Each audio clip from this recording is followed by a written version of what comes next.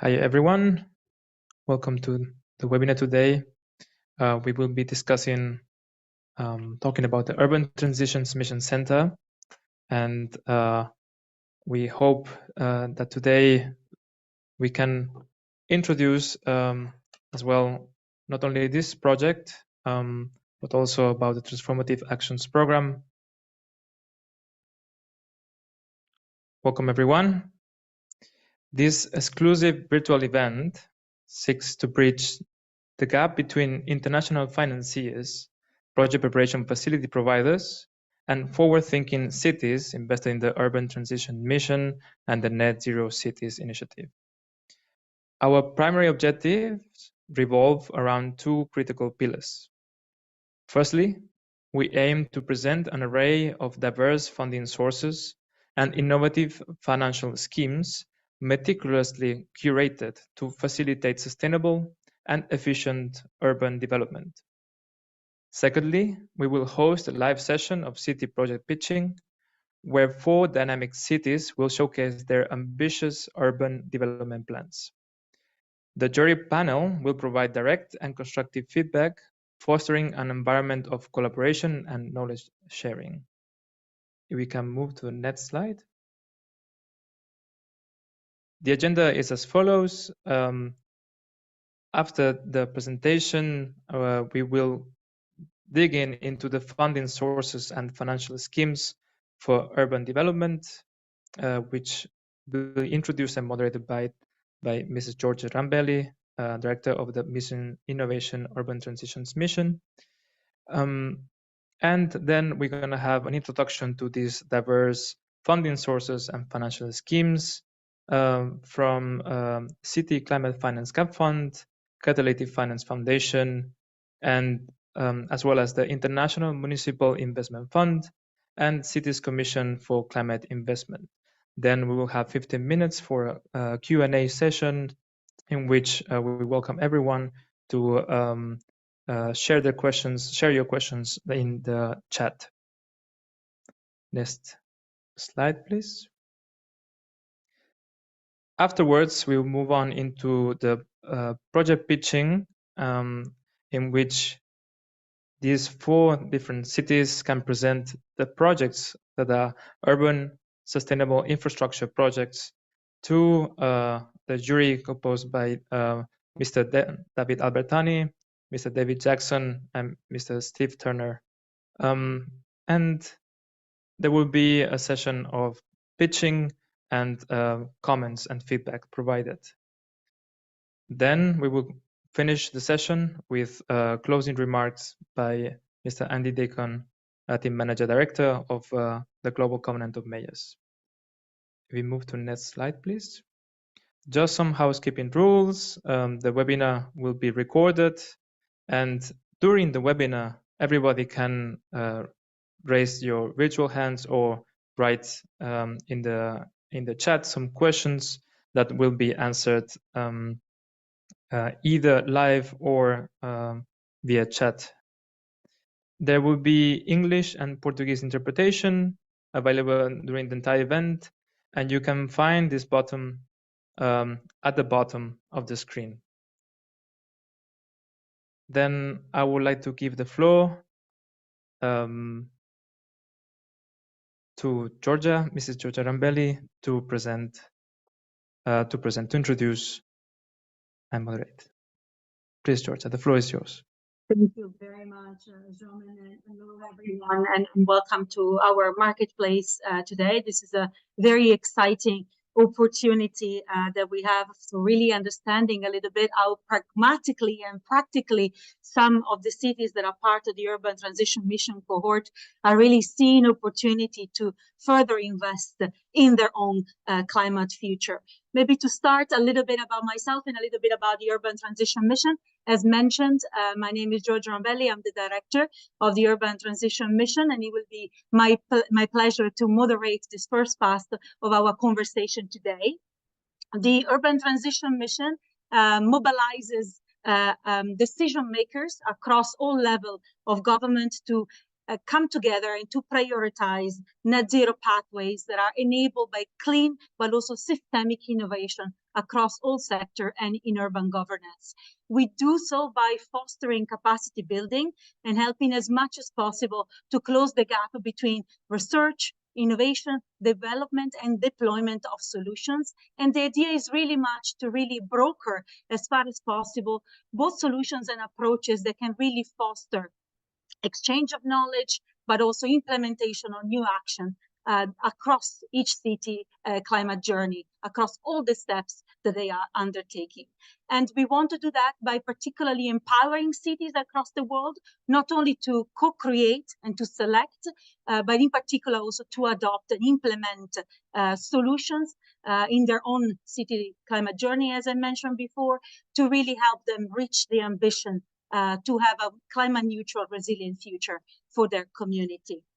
The role of the Urban Transition Mission Center, which is of course co-hosting the marketplace of today, is really to aid the journey of these cities by providing a platform and an opportunity for them to learn more about solutions that are available out there, but also to connect them with ways in which they can access funding, but also learn more about new ways and new models for them to implement and to invest into their own climate actions that they are developing and shaping every day through their own work.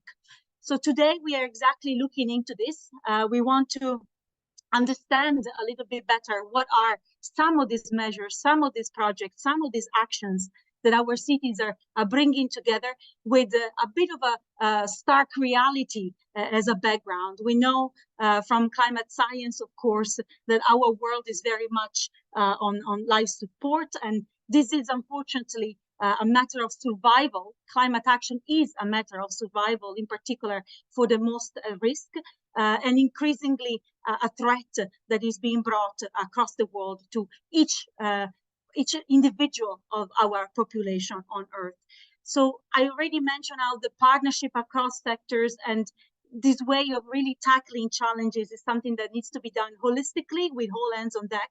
And we are particularly delighted that today, while cities are committing to their own setting and implementing of ambitious and equitable actions, we are able to bring together a lineup of financial institutions and partners at different also technical assistance facility that can help us a little bit navigate what are the key elements that can drive a project from its conceptualization for the need for responding to specific needs into our community, into the possibility to be financed, funded, and implemented on the ground. So without any further hesitation, I would like to open up this first part of our discussion, our call for action, and learn a little bit more about what project preparation facility and investment opportunities are available out there. And it's my pleasure to give the floor first to Marga Cantada, Urban Specialist at the World Bank, and to Giulia Macagno, Head of City Climate Finance GAP Fund, also at the European Investment Bank, to discuss a little bit more about the possibility of the City Climate Gap Fund and what does it entail for cities to be able to benefit from the opportunities, in particular in emerging economies, to realize their climate ambition. So the floor is yours, Marga and Giulia, and we look forward to hearing from you. Thank you very much, Georgia. So I will start and then Marga will pick up. And so it's going to be hopefully a bit of a dynamic presentation. So thank you very much for having us here. We're very glad to be presenting the Climate Gap Fund to all of you. Of course, some of the people in the audience may already know us, but I think a good refresher and also a few examples of what we do or have been doing in the past 3 years would be useful. So if we can go to the next slide, please. So, so why is it called the Gap Fund? Because it is supposed to fill the gap, which has been identified between the huge estimated climate investment needs, which according to one of the latest estimations we had, amount to $93 trillion until 2030, and $4.5 trillion would be needed for project preparation only. On the other side of the divide, you can see the fact that there are increasing urban climate finance flows. So not only the World Bank and the EIB, but other MDBs as well, and governments, but also private sector actors are increasing their climate commitment. However, there is still a gap, indeed, between investors that have capital ready to invest in projects, cities that have demands for financing solutions for their projects, and the fact that there are a number of project preparation facilities already existing out there. However, we have noticed that there are a large number of projects that do not move from the project inception, from the idea stage, to the stage where they can actually be financed. So this is where the City Climate Finance Gap Fund steps in. Can we go to the next slide, please? So the GAP Fund focuses on the early stages of the project preparation cycle. Of course, we have represented the project preparation cycle as a very linear and an easy process. We know it's not like that, it's not linear. However, for the sake of communication, the GAP Fund focuses on the initial stages of the project preparation cycle. So we support planning and strategy development, from data collection, setting targets, analyzing scenarios, development of climate strategies, capacity development, and also institutional policy reform, policy dialogue, and the pre-feasibility stage. So once the project has been identified, so an idea has been identified, we would provide support to the origination, to the definition of the project, to the analysis of alternatives, pre-feasibility studies in general. And I should mention that indeed the GAP Fund is a joint initiative between the EIB and the World Bank. That's why Marga and I are sharing this presentation. So the World Bank focuses a little bit more on the earlier stage, more upstream work of the project preparation, and on the EIB side, we focus a bit more on the pre-feasibility stage, but we work really closely together, and the GAP Fund is one initiative with two separate implementing partners. I will stop here. Can we go to the next slide, please? Marga, over to you. Thanks, Julia. Hello, everyone. Good afternoon. So I'll be talking about what the GAP Fund offers. In this slide, you can see that there is a range of interventions that the GAP Fund can support during the early stages of project preparation, as Julia had mentioned.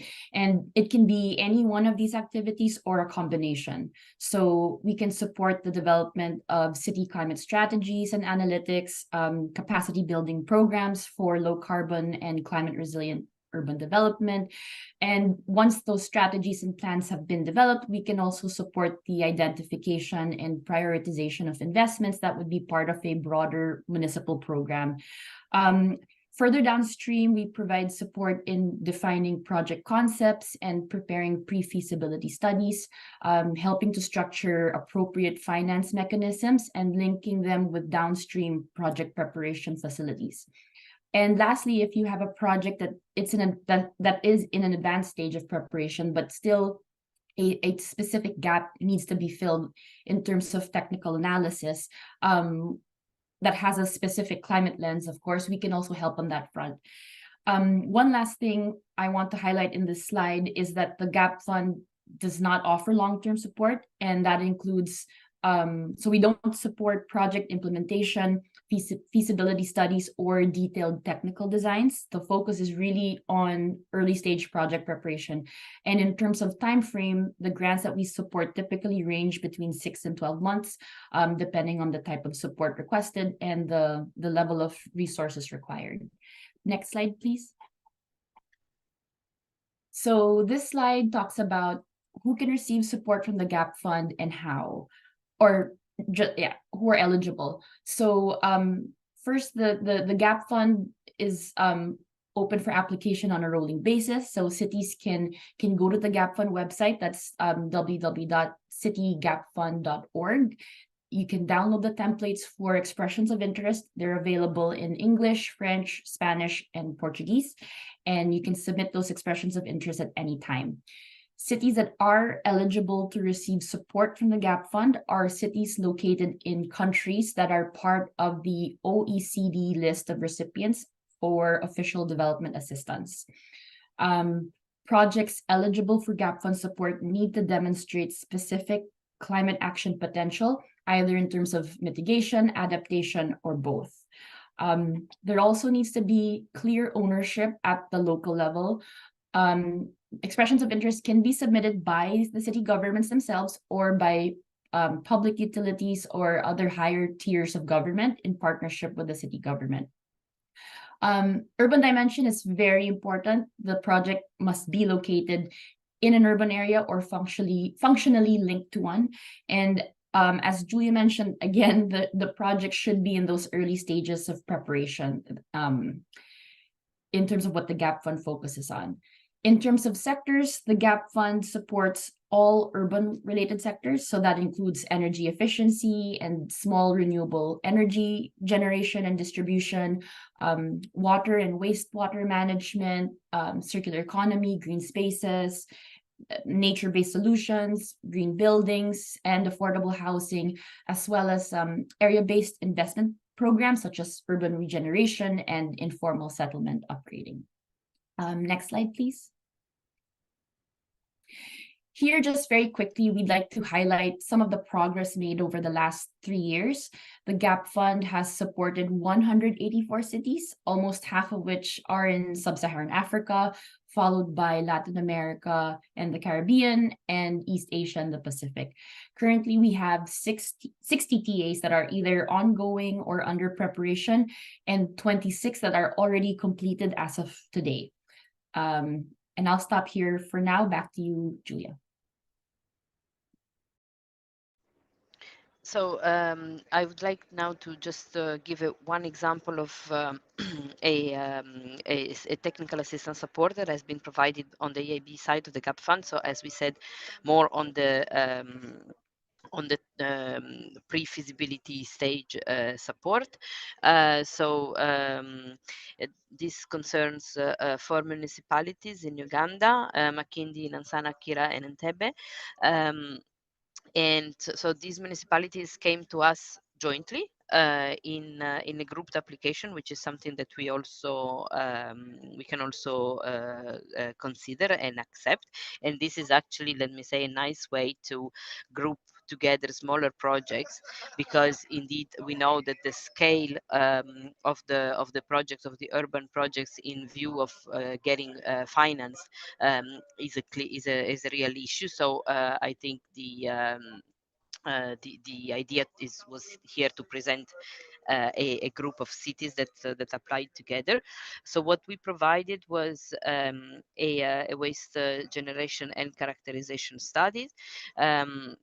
We analyzed alternatives specifically for organic waste treatment based on the preliminary environmental impact assessment and the financial and economic characteristics.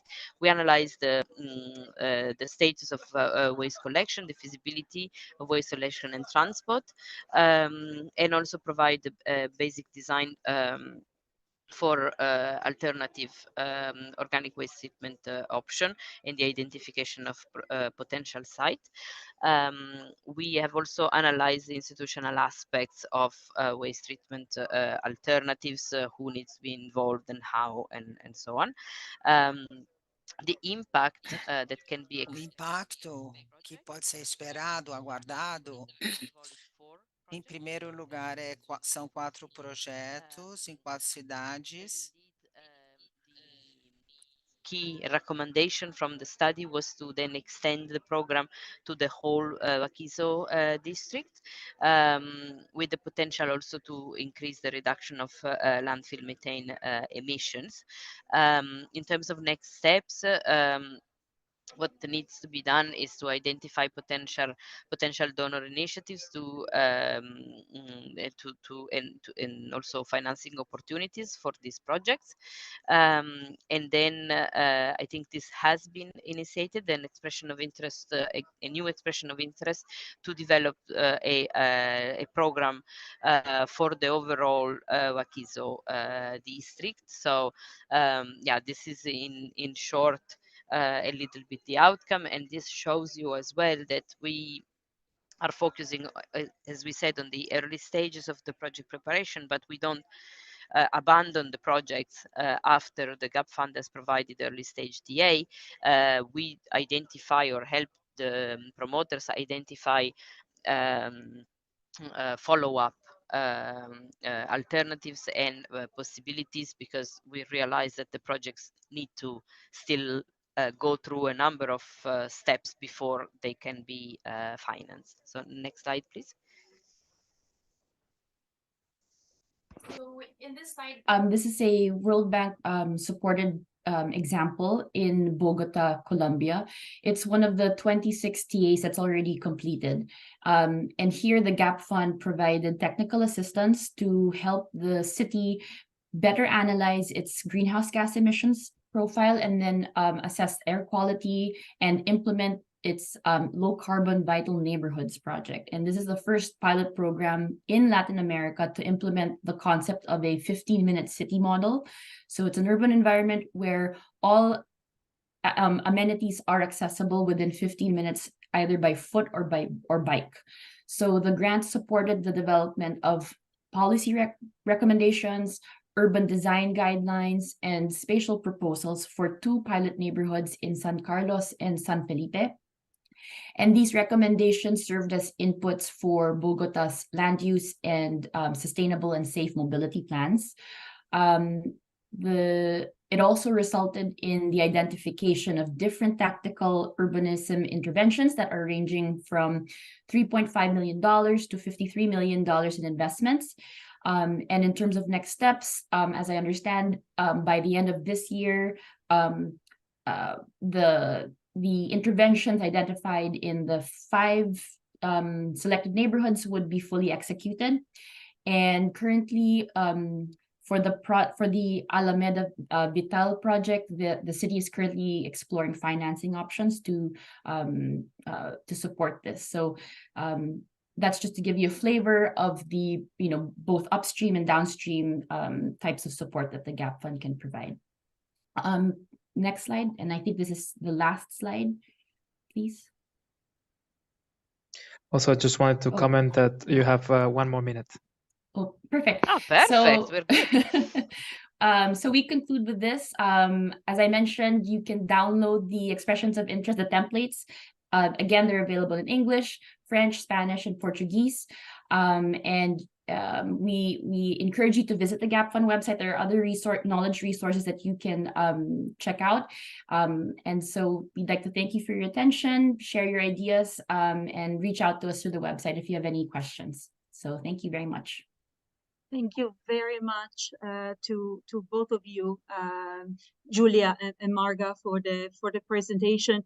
Not only for setting the scene and kind of mentioning already from now the big divide, as you mentioned it earlier, Julia, that there is when it comes to project and to funding, but also for going more into the detail of the opportunity that the GAP Fund provides in really supporting project preparation at the very early stage. And I think seeing the numbers of 184 cities that are already part of your family, it's quite exciting, and we look forward to see more results coming forward. But we continue our journey and learn more about different opportunities, different possibilities that are out there to support cities across the board. Of course, first and foremost, our Urban Transition Mission Cities. This is a co-hosted session, but of course, any city that has an ambition to become climate neutral and resilient for the well-being of their citizens. And it's my pleasure now to give the floor to our third actually, speaker of the day, Davide Albertani. He's the CEO of the Subnational Climate Fund, and he will tell us a little bit more about catalytic finance, which I believe is a recently launched initiative that really looks into offering a comprehensive advisory and technical assistance and blended finance design for urban infrastructure projects. And definitely urban infrastructure, a very key issue for cities across the world. So David, the floor is yours. Thanks a lot. Thanks a lot, Georgia. I hope you can hear me well. So indeed, I'm David. I'm the CEO of Catalytic Finance Foundation. Actually, we were recently launched, but mostly renamed. So we're known as R20 Regions of Climate Action. So maybe some of you knew us from the past, and since we've been working more and more closely with finance, and we just joined forces somehow. We with also C40 we renamed ourselves. So this now it's called Catalytic in short. So today I'm here to present the Subnational Climate Fund. It's an initiative we created now 3 years ago with a few partners, and that I received support from the Green Climate Fund. So in a nutshell, and just to let you, it's more downstream that the GAP Fund has presented. So it consists of 2 instruments. One is also a technical assistance, but again, what we would call last mile. So when a project is already somehow designed, but there are a few gaps, the technical assistance that we can provide can support a city or a sponsor to reach the bankability, but definitely on a later stage than what the GAP Fund is doing. And the second part is an equity investment fund. So that can provide investment into an infrastructure. And of course, when we speak equity, that means it's a private investment. So we can either invest in a private structure or a PPP model, but we cannot provide debt to a municipality to undertake an investment. So if we go on the next slide, please. I don't think I will do all the slides, but and no need to convince you. Part of the rationale of the subnational climate funds is really to be able to invest at subnational level. Most of the climate solutions today are at subnational level, and unfortunately, most of the climate finance is not reaching that level. So I think we can go to the next slide. No one to convince here. So maybe what type of project we can fund? So both in the term of technical assistance, but also the equity. So first, anything dealing with sustainable energy. So renewable energy, energy efficiency, energy storage, all those type of projects, we can look at them. We've been looking at them, and we can invest in them. I think that's very obvious. The second sector we look at is waste and water management. So in the waste sector, we work a lot on the waste sorting, treatment, recycling facilities, also on composting. On the water, we are mostly working on the wastewater sector. So again, hard infrastructure on those topics.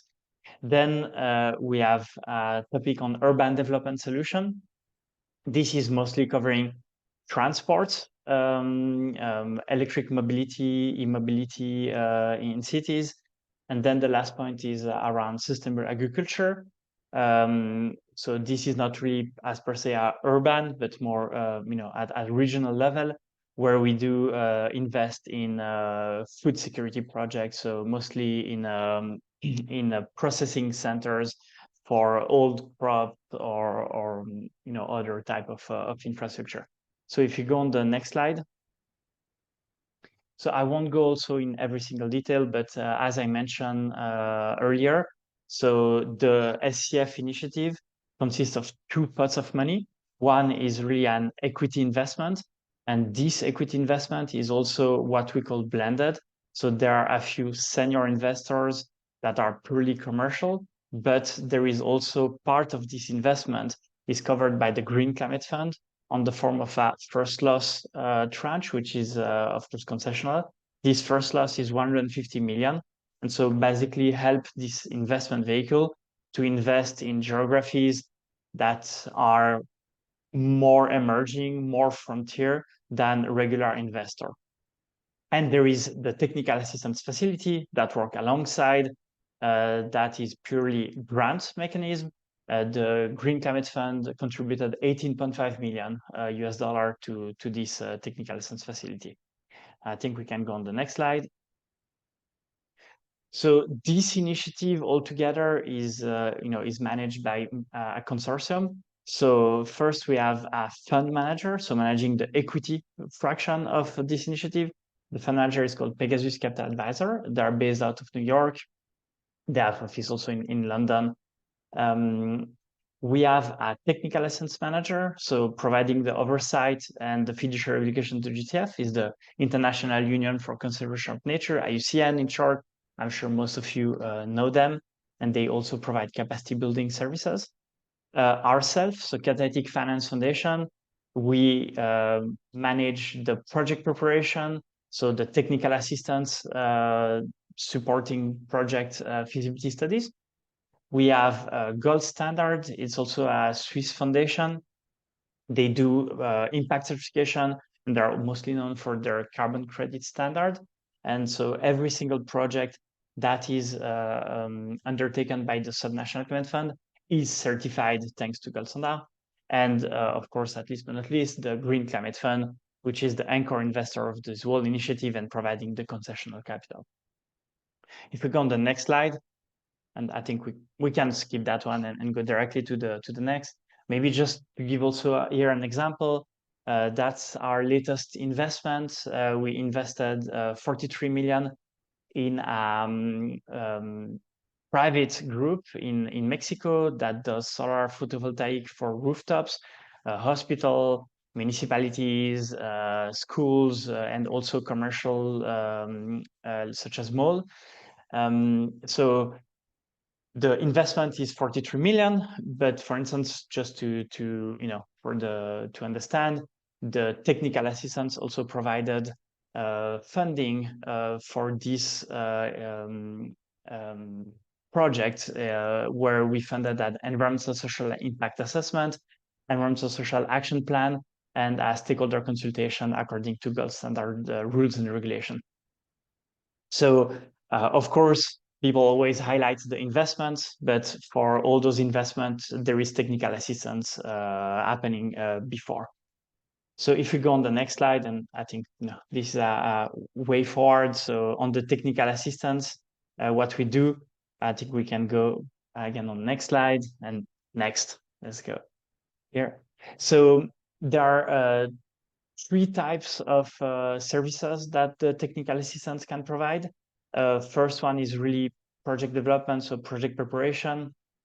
Again, if we compare that to the GAP fund, this is more last mile. So we can support feasibility studies, environmental impacts, social assessment, legal documentation. Most of the projects we see usually are technically very soon and feasible, but the institutional setup around the project is very complex and need lots of legal fees to get to this point. So these are typically the type of costs we can cover. On the environmental side, also what we see is a gap between sometimes the national rules and national, let's say, framework, and what huge lenders like IFC would ask as an environmental social safeguard. So those are the type of costs we can cover to have environmental social impact assessment that are up to IFC performance standard and our standard. So this is typically something that Catalytic manage. And the second point is capacity building.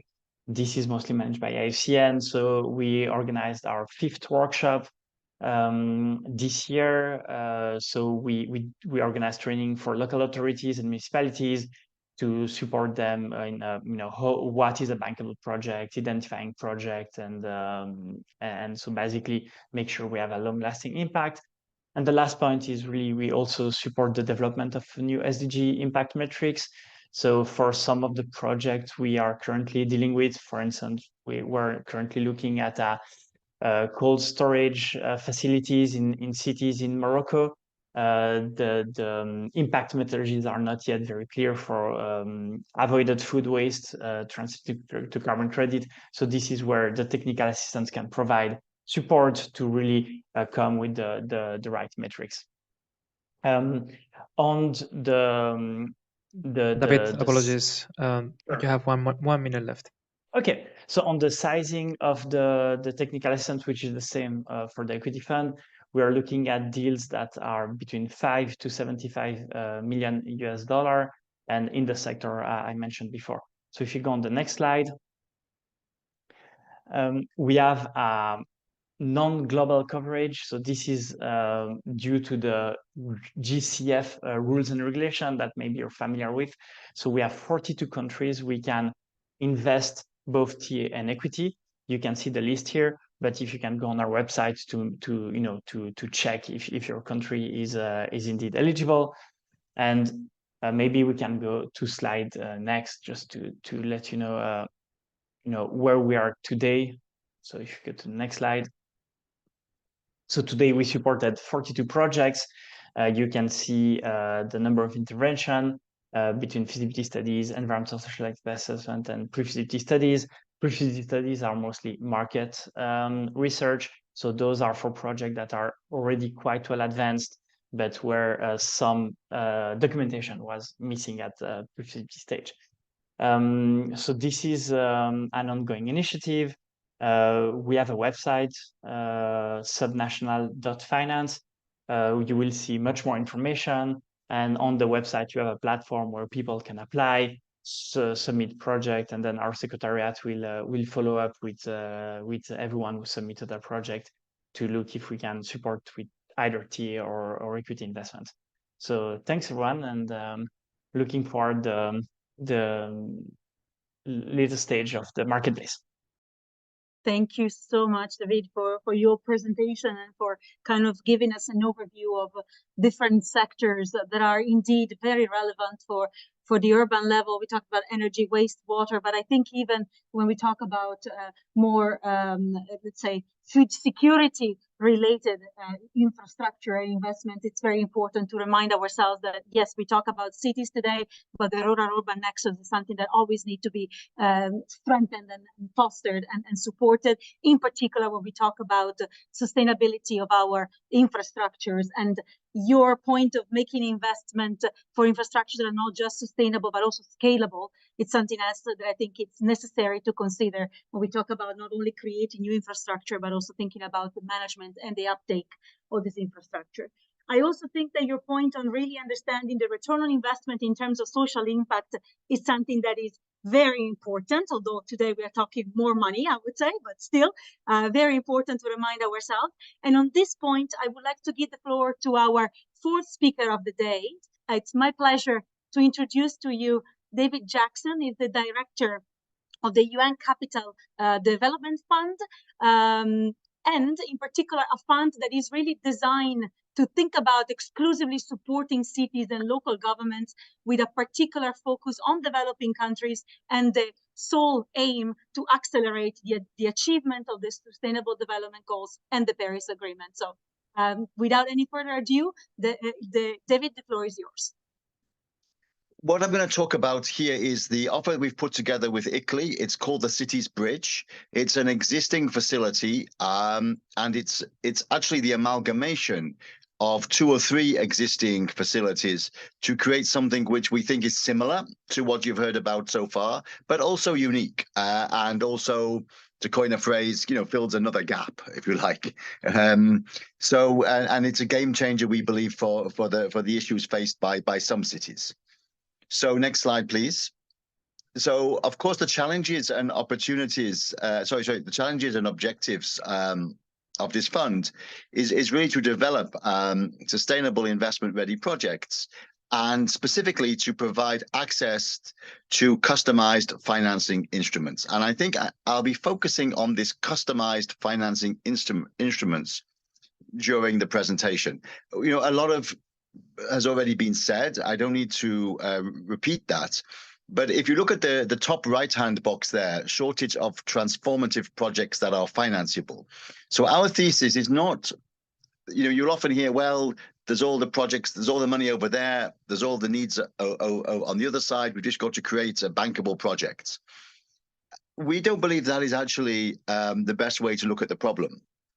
because creating the bankable projects on the terms of the banks is clearly not working, because cities are not able to do that and meet their development objectives. Either the price of capital is too high, the capacity is not there, or the requirements of a particular financier don't match the financing package that the city can put together. So that's the issue that we want to overcome, really, with our Cities Bridge proposal. It will support projects with a focus on secondary cities located in developing countries. And our definition of transformative and financeable projects is that for a project to be financeable, it must be able to pay for itself one way or another, whether through it's a public investment, which increases fiscal space and pays for itself that way around. It's an equity investment, it's debt. We can do debt, unlike some of the other funds you've heard of, or what have you. So that there is a financing package that is there, and that the project is also transformative. There are many bankable projects that are not necessarily transformative. So next slide, please.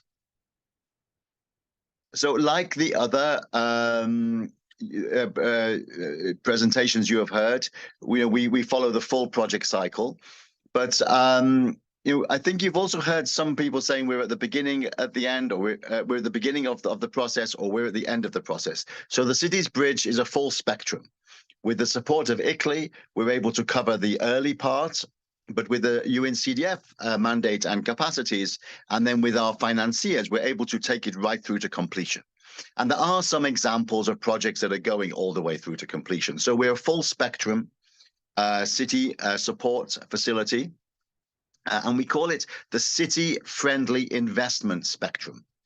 Because I mean, one of the critical features really is that financiers have to learn to be city-friendly. It's not only about the cities meeting the terms of the banks, it's about the financiers understanding the way that cities operate. And this is in the context of the Malaga agenda for a financial ecosystem that works for cities and local governments and that requires specific policy reforms. And this Cities Bridge facility operates in that context to try to drive those policy reforms. So the transactions we favor will be those that really open up the scope for these reforms and for more similar transactions to take place. The financial solutions we offer, of course, are public investments. We work with cities on own source revenue, on intergovernmental fiscal transfers, on accessing public finance. For example, we work with ministries of finance and ministries of local government to secure direct access to green climate fund resources.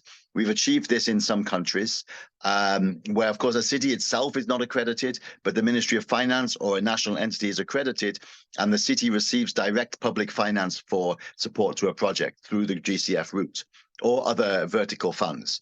We also work with UNCDF capacity and instruments, which include loans, and zero-rate loans, reimbursable financing agreements. So there was one project that has already been financed in Morocco, where they applied for our pipeline, and we were able to tailor a financial solution that met their requirement. In this particular case, what they were looking for is a way to install clean solar street lighting and replace the diesel generators.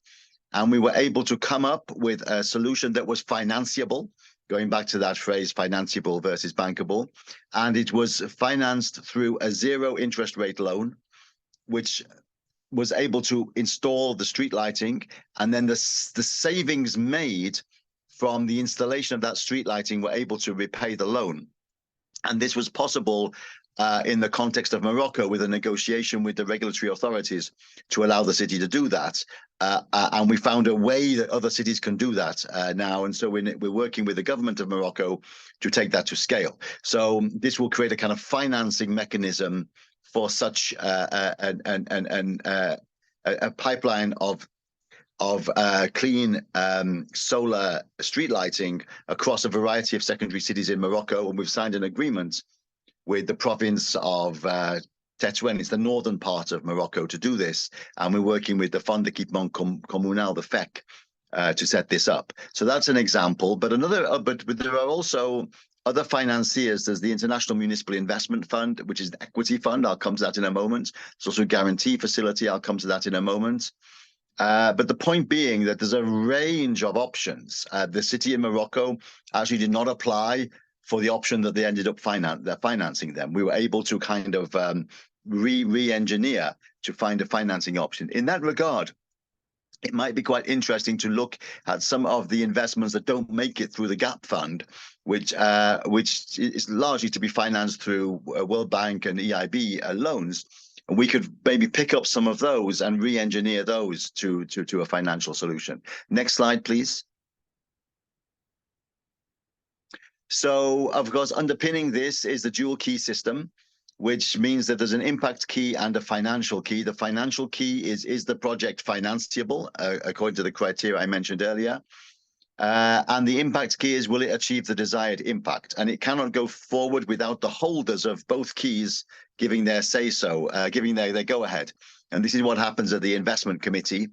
And this investment committee often then it also passes the investment on to one of the end financiers, if that is not UNCDF itself. So you need the impact and the financial, and on the impact is equally important. You need those that will stake their reputation that this impact will be met to agree before it goes ahead. So we work with various ISO standards, standards for clean energy, standards or climate adaptation, et cetera, and make sure that one of those standards is the impact that will be applied. And of course, the city itself has to fully sign up to this and be completely satisfied that the impact will be reached in addition to the financial key. So that's actually quite often an iterative process. Sometimes, you know, the financial key may be met, but there's uncertainty about the impact key. So we can't go ahead until both are satisfied. I'm just going to accelerate a little bit. I'm a bit conscious of time. The next slide, please. David, you still have 2 minutes time. Oh, perfect. So let me just race ahead. So, well, so here's three funds that are currently capitalized: the International Municipal Investment Fund, the Build Fund, the Bridge Facility. All three are capitalized. Next slide, please. International Municipal Investment Fund, $350 million. It's managed by Meridian out of Paris, and this city's bridge is the technical assistance facility for it. So you have direct access to this fund. There are specific criteria. This is an equity geographical criteria, but that is one of the funds that we can tailor projects towards. Next slide, please. There's also a guarantee facility for cities, which is financed by the European Union Fund for Sustainable Development. This can help to guarantee those investments if that's required. It can also help to secure Ministry of Finance approval through by alleviating any liability on sovereign balance sheets. So this is a key element of the kind of ecosystem that we're putting together. Next slide, please. And the eligibility criteria. So that should actually read developing countries, not least developed countries. So it's pretty much the same. Non-OECD countries are eligible. We look for local currency as far as possible. If I had time, I wanted to present to you a bond, a domestic currency bond, which we're finalizing in Tanzania to finance clean water.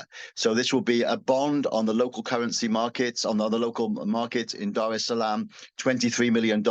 This proposal started off as an equity. That wasn't going to work. They looked for debt. Nobody was going to lend to them. So we came up working with the regulatory authorities of the country, the opportunity of floating an infrastructure bond on the domestic capital market. And who will be subscribing to this bond are Tanzanian pension funds. Because it's in local currency, there's no foreign exchange rate risks. We tried many different options before arriving at the one which is going to be used. And we had to achieve clearance from the head of state in this case, because it's going to be the first ever municipal bond outside of South Africa in sub-Saharan Africa. So the point being is that we can do a variety of financiers across our full spectrum of project preparation support. So it's not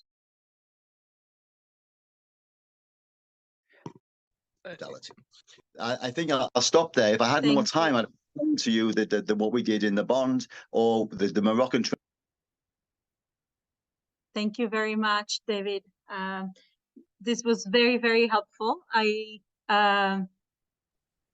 Yeah, I think you were muted for the last second, but thank you very much for your presentation. The good news is that this is one marketplace that we are organizing together with colleagues at ICLE in the framework also of the Urban Transition Mission Center.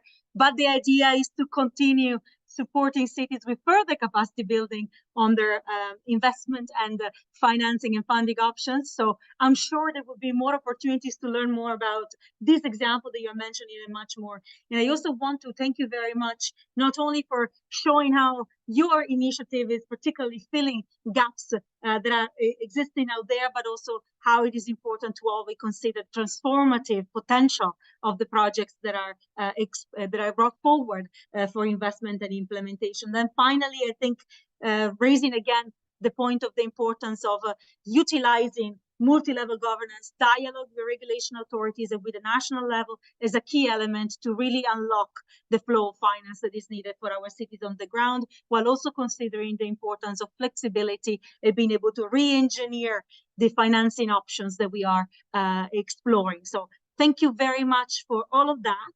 And we go now to our last contributor of the day, but by no means the least. And it's a pleasure to introduce to all of you Steve Turner. He's the director of 3CI, the Cities Commission for Climate Investment. And I understand that this is a partnership between Connected Places Catable, Core Cities UK, London Council, and other local authorities across the UK, with the aim of supporting local authorities to secure necessary long-term financing for achieving net zero. So, Steve, the floor is yours. Thank you very much indeed, Georgia. And I think there's some slides coming through. So thank you for the opportunity to talk to you about an initiative that we're doing only in the UK at the minute, but there's opportunities certainly, I think, to develop this internationally in other locations.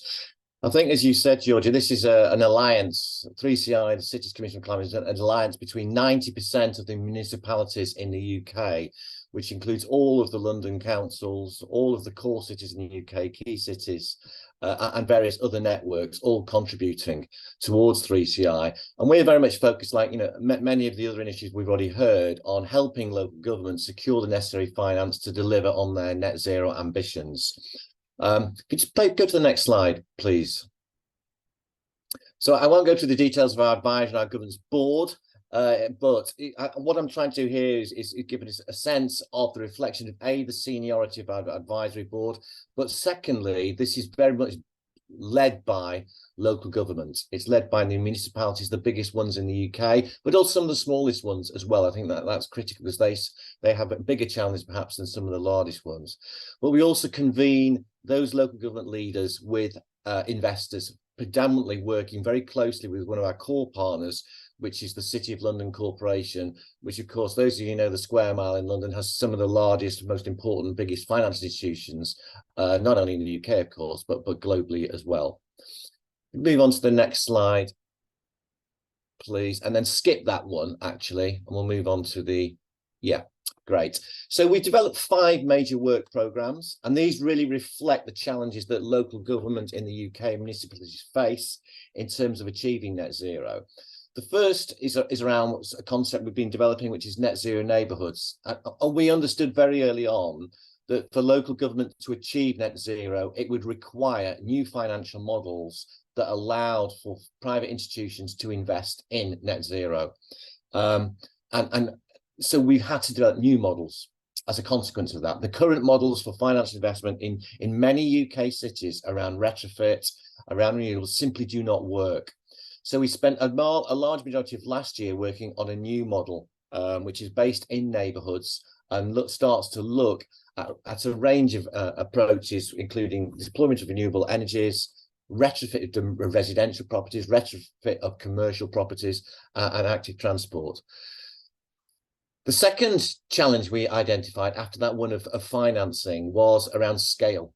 We know that most local projects in the UK anyway are about £5 million UK sterling, which is not big enough to attract private investors. So we developed something called the National Net Zero Project Pipeline, which is a national register of locally led or regionally led bankable projects So we have now over 1,000 projects in that portfolio, worth between 40 to 60 billion pounds worth of investment, and we're working with investors and advisors to bring those projects forward for investment. After the challenge of scale, which the pipeline addressed, we addressed the corpus, which you've heard a lot of, is the skills and capacity within municipalities to bring projects forward for investment.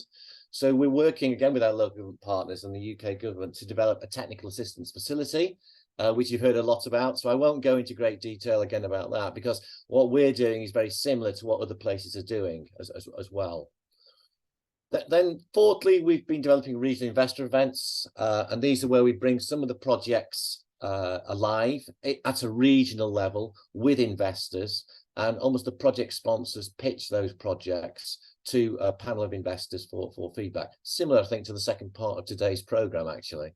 Very similar. And we've done that in a number of UK cities already. And lastly, and finally, is about sharing knowledge and best practice. There are some really good examples out there, but the mechanisms for sharing those, I think, are a little bit limited and don't always reach the right audience. So we're doing quite a bit of work on that. So those are our 5 work streams. And again, the first 3 really reflect the challenges that certainly UK local government faces. So if you go to the next slide, please. And what I'll do is go very, very briefly into those 5. So I talked about the net zero neighbourhoods. We developed a new financial model for how you invest in neighbourhoods to achieve net zero.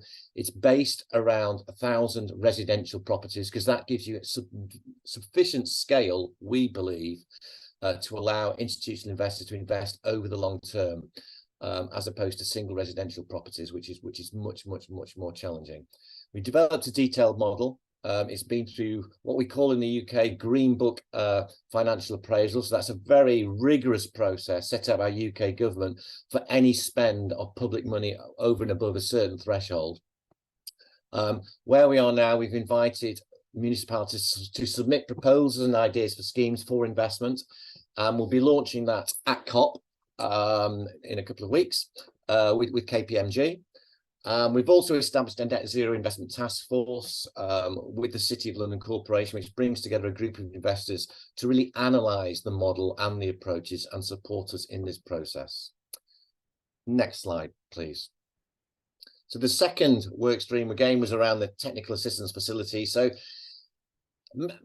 many of you may believe that UK local government has capacity, has capability, but it's not true, I'm afraid. It's certainly suffered in the last decade in terms of the challenges they had on the public purse, and simply don't have the resources to bring net zero projects forward for investment.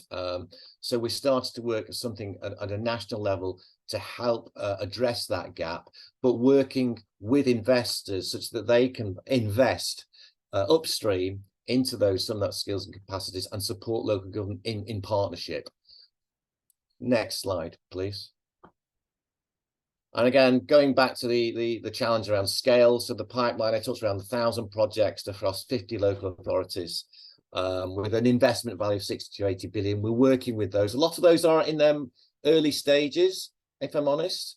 But we've got a whole range of projects. Again, we're working with the investment community to move those forward for investment now. I'm looking at sub-regional funds, sub-regional pipelines, which I guess are much more active at the local level and give communities the opportunity to contribute as well and help shape projects too. And the next slide, please, conscious of time. So yeah, the regional, oh, jump on. There we go. Regional investor events. So these are the kind of events that we've been running over the UK for the last, last year, really. We've done 3 already, Bristol, Glasgow and London, where we've had, as I said, local authorities pitching their projects to investors. And those projects have come from the pipeline. So those in Glasgow obviously came from Scotland. London, those came from the 33 London boroughs, and we had a panel of investors who gave critical feedback, and in many instances we actually got investors to partner up with those local authorities and to move some of those projects forward. We've got more of these planned across the UK because they seem to be proving quite successful in terms of marrying up investors and project sponsors in a very practical way. And the next slide, please. I think this is the last one. So this is we've done an awful lot of work in terms of how do you support local government in terms of practical guides for unlocking private sector investment. How do they prepare themselves? How do they organize themselves? How might you develop a national demonstration program? So certainly on our website, which I'll put a link in the chat, there's lots of information in terms of some of the background work that we've done. And part of that reason is such that we don't have, certainly in the UK anyway, local authorities duplicating and replicating work that has already been done and achieved. We're also working very actively with a major initiative in Bristol, the City Leap programme, which I won't go into detail on that. Some of you may be aware of it, but we're looking at rolling out that programme, which will deliver Bristol's about 20% of their net zero investment. And there's a huge investment coming from Ameresco and Vattenhall as a heat network provider, and establishing a community generation fund as well, to roll out in other UK cities, hopefully over the next 2 to 3 years. So, Georgia, I think that's the end of my presentation. And I hope that keeps you on time. No, that's perfect. Thank you so much, Steve, for this. And by the way, part of the mission of the Urban Transition Mission Center is also to manage a platform where we are sharing resources with communities and local governments that are part of the Urban Transition Mission, and many more across the world, and partners as well. So we'd love to share some of the information that you have just shared together with us, and some of the good practices that are coming from your activities, and give them visibility on that specific platform. And thank you very much also for, again, talking about this combined challenge, right? The net zero ambition that our cities can have from across the world, but also the challenge around having scalable, reaching the scale of the projects that are necessary to be invested on. And then finally, I really think that your point on working together with the investors shows once again the cities are not just the place where innovation is being tested and driven by others and by other communities, but it's really also a place where innovation is brought about and is also generated with new models to create partnership and opportunity for a more sustainable future. So thanks for all of that. I want to thank all of the speakers that shared with us these amazing examples and great opportunities. I also want to redirect all of the speakers to the chat. There are some open questions in there that you might want to respond directly by typing the answer. I am aware that we are over time already slightly for starting our pitches and our conversation on how we can support these pitches to become closer and closer to implementation and to reality. So with this, I want to thank you very much. I'll be listening closely to the rest of the conversation, and I give the floor back to Jean to introduce the rest of the program for today.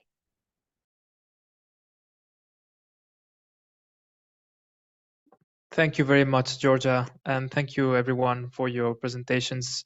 They have been very enlightening and informative. We really appreciate it. With this, I just want to mention there's 2 questions, I believe, for David Jackson in the chat, in the bots, and I hope that you can answer them in as well in the chat. And well, without further ado, and as well keeping an eye on the time, I would like to give the floor to our colleague Rodrigo. Apologies, not Rodrigo. To our colleague Esther, who will do the introduction to project pitching. Esther, the floor is yours. Yeah, thank you so much, Jaume. So indeed, now we arrived at the second part of our event today, which I believe is the most exciting part, which we will hear project pitches from 4 cities, from Malang, Indonesia, Old Manchester, UK, Menez, Lebanon, and Contagem, Brazil. So those who already attended a TAP Marketplace, they already know how the structure is, but so just also for those who haven't yet, and for those that already have done, as a reminder. So the cities will do their pitch. Each of them, they will have approximately 6 to 7 minutes. And after each pitch, they will get feedback from the juries composed of our experts that we have here today. And then after giving those feedbacks, each jury, please keep the time maximum to 2 to 3 minutes. So it's really just the very first impression that you get on the project.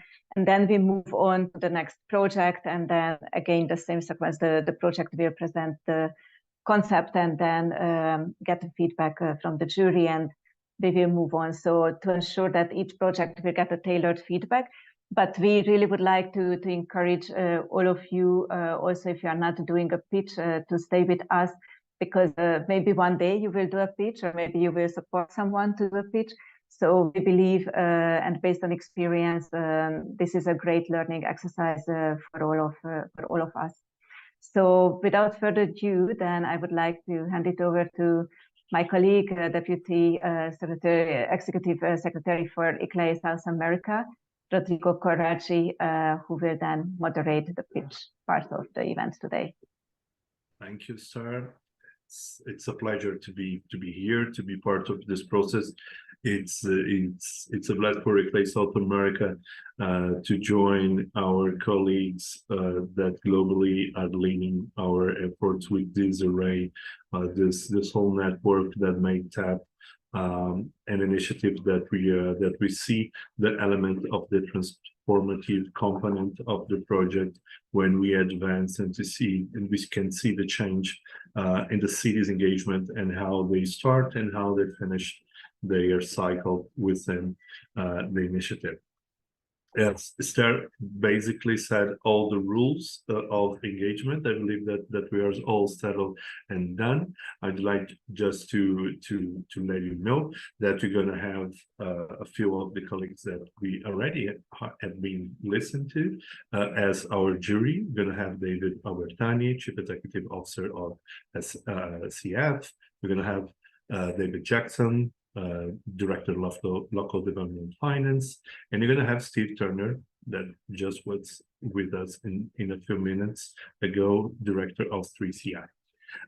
We're going to start our presentation. I just wanted to remind you, each city has a total of 7 minutes to make its presentation, and you're going to ask for each one of the 3 juries that we have in our panel to have a 2 to 3 minutes top of time to make their comments that are going to be done immediately after our the city's presentation. So with no further ado, I'd like to ask for the representatives of the city of Malang, Indonesia, to be here with us and to start the presentation, the projects, this decarbonization plant, energy recovery, and Sepit Urang sanitary landfill to achieve circular economy of integrated waste management in Malang, in the city of Malang, Indonesia.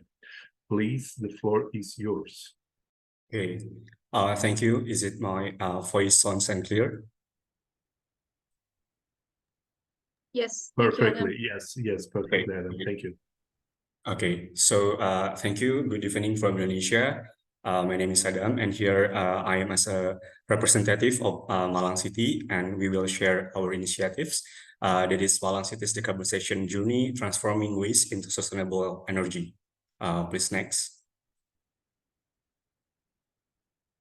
So we are proposing the project that called decarbonization plan. So like the name, the goal is like to make like a factory, like a plan that has aim to reduce the emission from the solid waste management system. In this project, we would like to do the energy recovery in Sepit Urang sanitary landfill, our landfill, to achieve circular economy of integrated solid waste management system in Malang City. As you can see here in the right slide, you can see this is our sanitary landfill, and it's like have an integrated solid waste treatment system. As you can see, there is a composting plant, there is a sorting plant, and so there is a sanitary landfill, and also there is a liquid treatment plant with a membrane barrier technology. So, so we would like to make this plant to can reduce as much as waste as possible. So please next.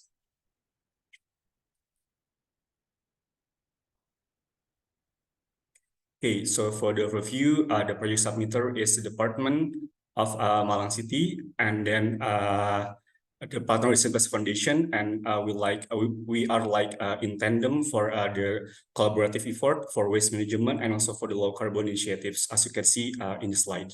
Please next. So for the current stage, actually for the decarbonization plan, it is in pre-feasibility study. So we already do the budget calculation. We also did the environmental assessment. But actually, the decarbonization plan is like a collective effort and also like integrating a last project and some project to one project. So our story is started from 2022 when we received a grant support from KfW Development Bank and SECO in ARIC SOM program. We received a sanitary landfill that has a great technical site to collect the methane gas collection, and then we also already has the technical and also the GHG assessment that are also available. And then after we receive this kind of support, we are continuing to receive the support again from the German cooperation with Indonesia. This time we are getting funded by GIZ in ARIC IKTI project. So this more like to the capacity building support. By the end of 2023, our city will have developed planning toolkits for the low carbon municipal solid waste management system. So the landfill for the technical side, and then the GIZ one is for like the capacity building aspect. And then recently this year we also received the support from World Bank that called Local Service Delivery Improvement Project, or LSDP, where we will build a waste energy facility that is called Refuse Derived Fuel, or RDF plant, with the capacity up to 120 tons per day. And currently in the feasibility study stage and expected to commence operations in 2025.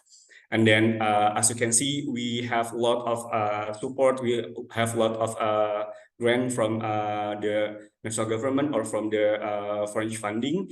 And then we would like to see, we will develop a new value. We would like to make a value creation. That's why we have discussion with the GCOMC to submit a decarbonization plan proposal to the TAP application. So our goal is to develop a carbon financing to support landfill gas conversion project and also to support the waste to energy project. Please next. And then this is the overview of our solid waste management condition. So as you can see, Malang cities is generated of waste per day up to 700 tons.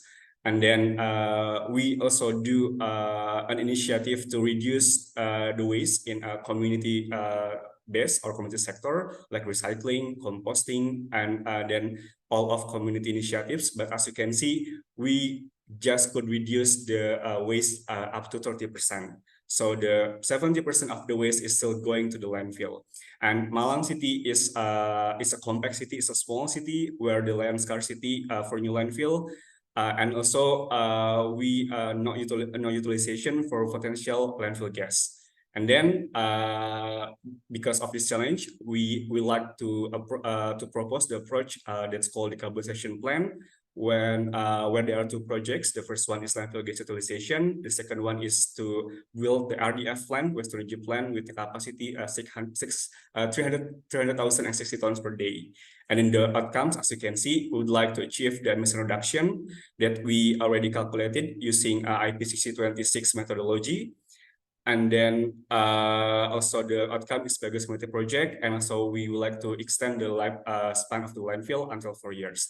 And then the value of this project, of course, it is supported by the national policy to transitioning to renewable energy with RDF co-firing. And then we offer the opportunity to the investor or funder is to use carbon credit scheme for carbon offset project or public-private partnership with for the RDF plan. Please next. And then is the last one. So the estimated total cost of the project is up to 20 million USD. And then this is the cost breakdown project for the building of the RDF plant, and then also for the landfill gas project. And we already secured the budget up to 7 million USD from the World Bank because we already will build the 120 tons per day of RDF. So we'll still have money that we have to find for this come to happen. And then the financial barriers, of course, we still need to build the infrastructure for the PPP scheme. And then also we would like to looking for support for grant, obviously for the R&D for the product, also the market assessment, also for the capacity building, or also the financing capacity building. And also we will also the support to public-private partnership for building the RDF plan, and also for the carbon financing scheme, where we like to looking for pre-financing for landfill gas utilization. I think that's all from me. Thank you very much for the opportunity.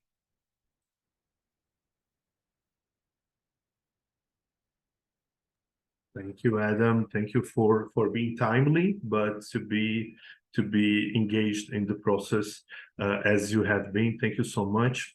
I'd like, with no extension of time from myself, I'd like to give the floor to our jury panel. I'd like to start with Steve. Steve, could you make your contribution? No, of course. And well, first of all, thank you very much for your presentation, Adam. Really great, really very exciting to see, you know, Malang, a city I visited many years ago, actually, when I was a student traveling.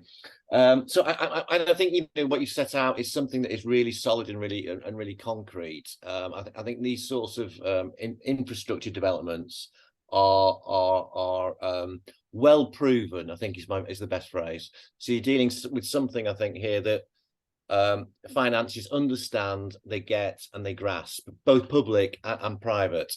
So I think you know, first and foremost, you're focusing on something that the market and, well, institutional investors do understand, and certainly what you've set out seems to me very, very solid in terms of the evidence base and the work that you've done.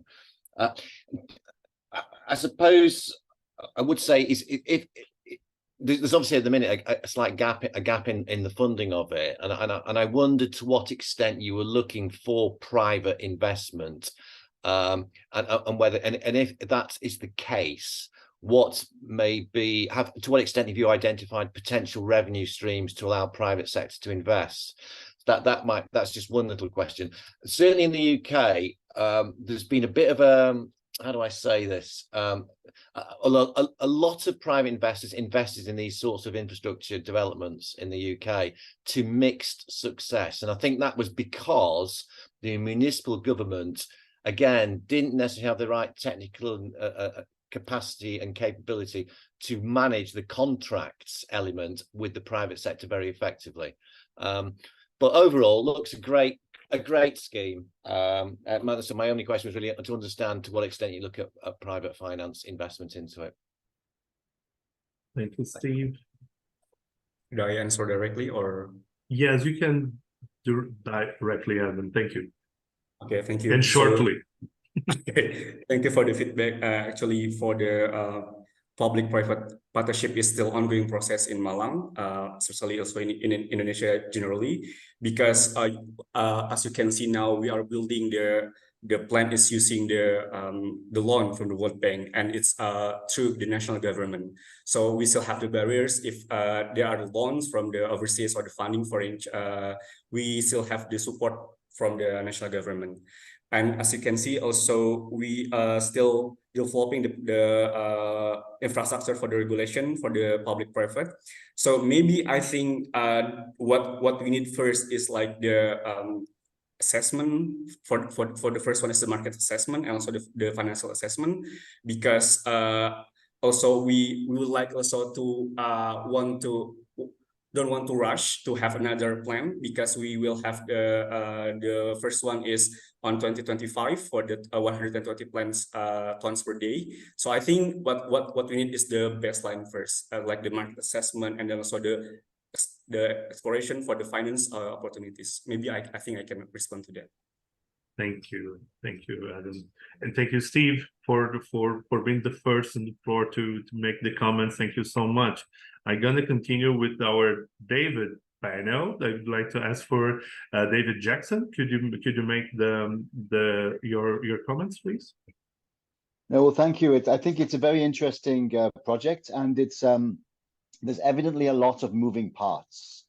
So I think one of the things that illustrates is how complex this whole business is of subnational finance for transformative investments. You know, you have come a long way, and you noted in the presentation many counterparts. So I think to the point that was made earlier about capacity in the UK, for example, it's you know, wherever you are in the world, many local governments are not able to pull together the coalition of agents and actors that you have managed to do. So congratulations for that. But I can also imagine that it was quite a long journey. And you know, there's not that many partners to go around. There's only so much that KfW can do, and so on and so forth. And it's a huge inertia has to be overcome to get these actors involved. You know, you also mentioned funding from the World Bank, which of course will be through the sovereign route. So I think, I mean, beyond the project itself, it demonstrates the importance of building this ecosystem for subnational finance that we're all engaged in. And I think all of the different technical assistance facilities we heard about and guarantee facility for cities that we're trying to build, etc., is all about building that ecosystem that can support this type of project. A couple of other points more specific. I mean, one is that in the context of Indonesia, we're working quite closely with PTSMI as a potential funder of subnational infrastructure finance. I wonder if you've been in touch with them. I didn't, excuse me if I missed, I didn't hear you mention them in the presentation. But also we're working on a similar waste to energy kind of a waste management a program with the city of Banyumas. And what we find in the case of Banyumas is that in order to be able to make a revenue stream which can actually be stable and predictable enough to attract financing, even though they have a relatively good business model, it's going to be necessary to aggregate 2 or 3 other cities. So of course there's an extra complication in that because it involves, you know, 2 or 3 other entities, so that's more political economy to deal with. But you can actually reach a critical mass in terms of getting something which can be solid for you know, longer term investors to come in terms of waste management. So my second question is, have you considered that? Excuse my ignorance, I'm not quite sure of the scale of Malang itself. Would that be something that you would be interested in, or do you think that the city itself has a problem of sufficient scale that it does not need to do to make those kind of those connections with others? And I'd be more than happy to work with you. Our team would be. We actually have a team in Jakarta that's working on the waste to energy with other cities, including the one in Banyumas. So we'd be more than happy to plug you in with that. And we're hoping to be able to deploy the guarantee facility that I described earlier to the waste to energy programs that we're looking at within Indonesia. So this could actually come into that portfolio. So that's actually quite a pleasant coincidence. So that's a very concrete outcome potentially from this call. So thank you so much.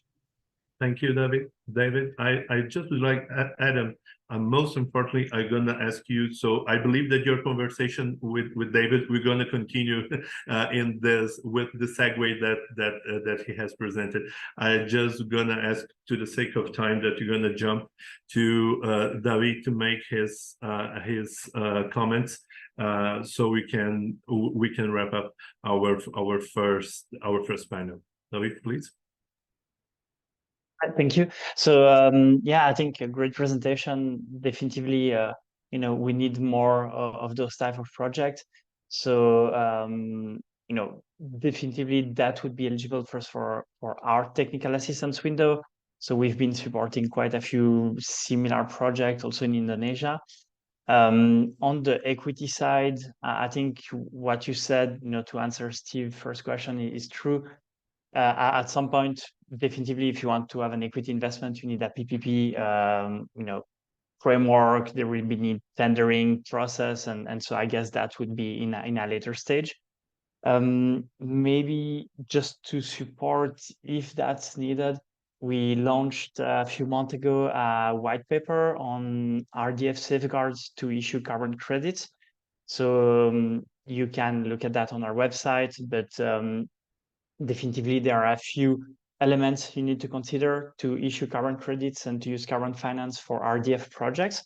Not every single RDF project is eligible. So we have a quite lengthy paper, if you want to check that.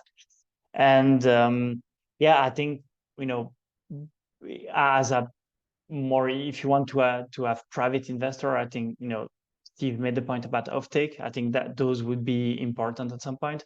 And the second one is definitively, you know, questions that will be strategic for you on the O&M, so operation and maintenance.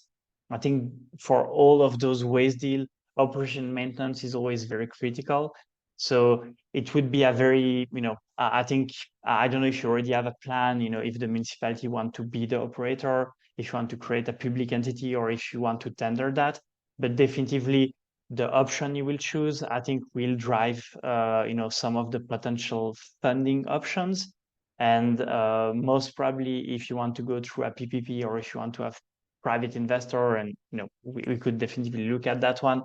My guess is that having a you know, tender to an O&M, you know, would be easier. But again, that's I think a strategic decision the city has to do. And then depending on that strategic decision, the financing route may be a bit different. And so I think this is a question you really have to ask yourself, or maybe you already have an answer, but yeah, altogether, I think it's you know, we need more projects like that in the world. Thank you so So much, thanks. David. Thank you so much to our panel. Thank you so much, Adam, for your timely. Of course, we could continue this conversation with more length for sure, but in the sake to have all our participants to have their best time, I gonna make this. I have the bad cop position to try to settle the timing, so I'm sorry for being able to check and to finalize the Milan City presentation. Thank you so much, Adam. We hope to continue be with you in the continuity of this project. So moving on, we're going to have the Oldham Green New Deal Community Energy Partnership in the Greater Manchester being presented, Greater Manchester City in the UK. I'd like to ask for our colleagues to start their presentation. The floor is yours, and the time as well, 7 minutes for this slot. Brilliant. Thanks, Rodrigo. I'll just share my screen. 1 second. Right. So yeah, good afternoon, and thanks for inviting us to share this project today. So my name is Kat Wong. I'm from Carbon Co-op. We're an energy cooperative based in Greater Manchester, UK. And we've been working in partnership with Oldham Council for quite some time on a number of climate and energy initiatives across the borough. And today we'd like to introduce the Oldham Green New Deal Community Energy Partnership. So this project partnership is looking to upscale community energy renewable projects across the borough.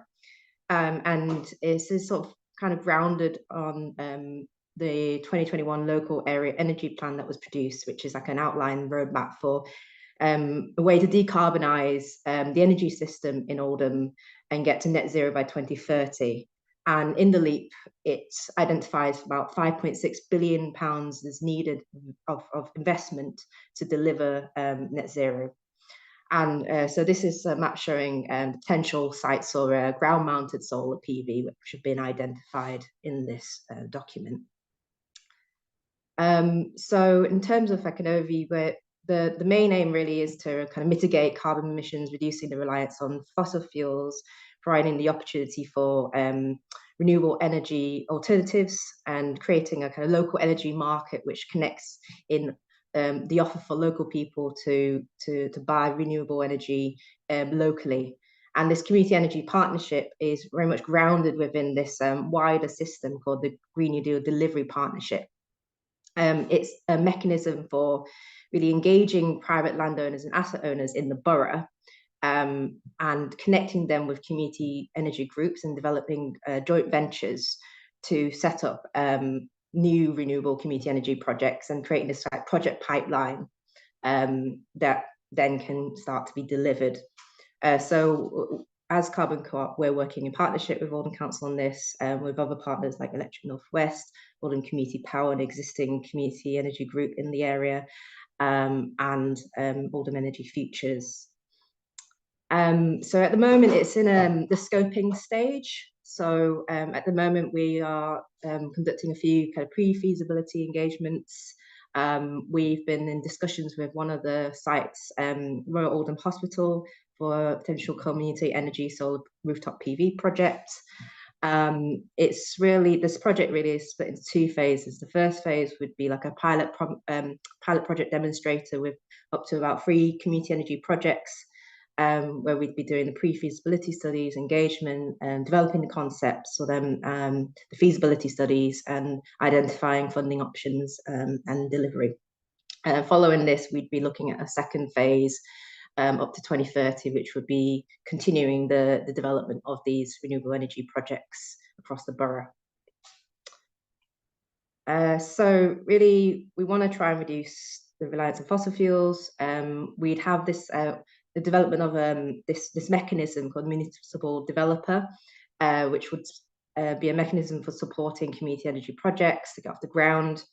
Like I mentioned, we'd be going through these stages of project development and very much looking for kind of sources of investment as well to fund the capex for these projects. And within the LEAP, it's identified that there's potential to deliver 584 megawatts peak of solar capacity,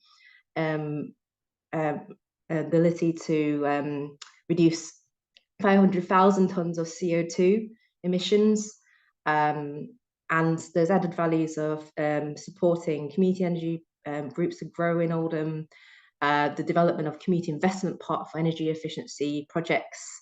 So this would help to target kind of fuel poor, vulnerable, marginalised communities in Oldham to help support them, and also the ability to develop over 100 plus projects, jobs as well.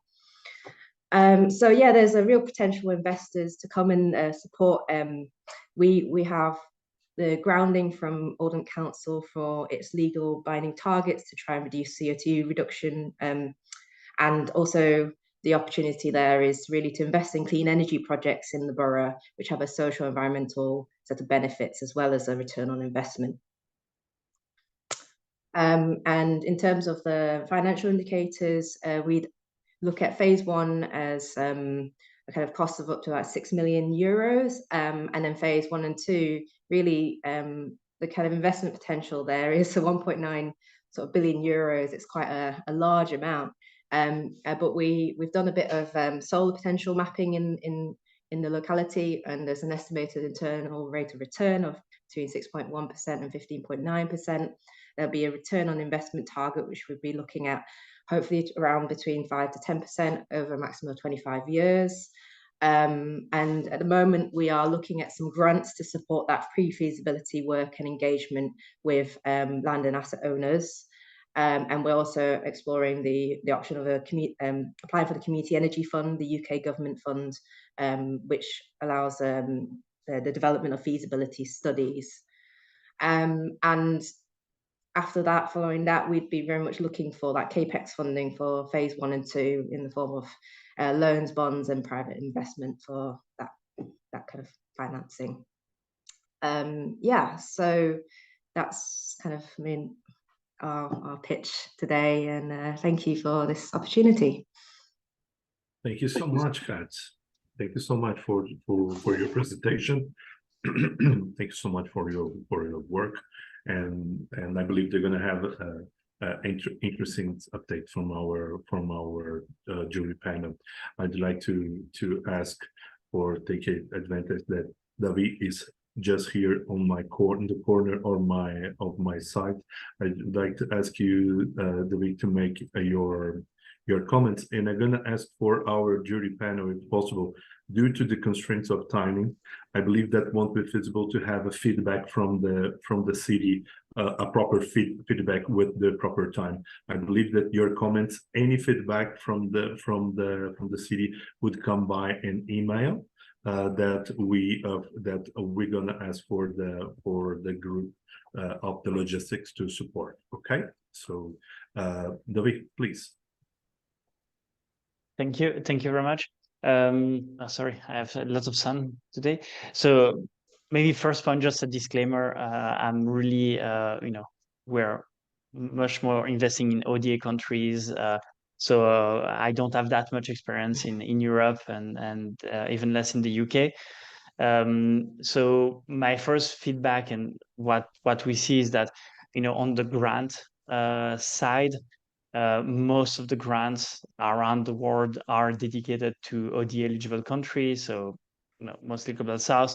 So definitively, when you have a project that has an IRR such as the 15% you showed, and you're looking for earlier grants for the project preparation, I believe you could have a national scheme like the one you mentioned, maybe philanthropist, but for sure, a lot of the existing mechanisms are dedicated for ODA countries. So definitely, the type of pot you can tap in for the grant would be limited. Yeah.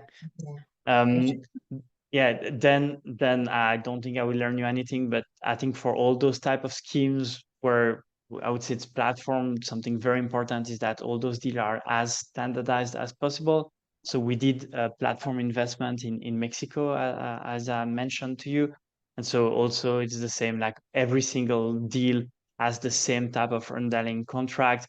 There may be a bit of difference, but I think that's very important because ultimately you really don't want to fundraise for all of those rooftop piece by piece. That would be time consuming and definitely transaction costs would be massive. And maybe because I'm based in Geneva, just for your information, the utility of Geneva called SIG did such a scheme, and they use crowdfunding towards all the energy customers of the city, and it was oversubscribed and very cheap.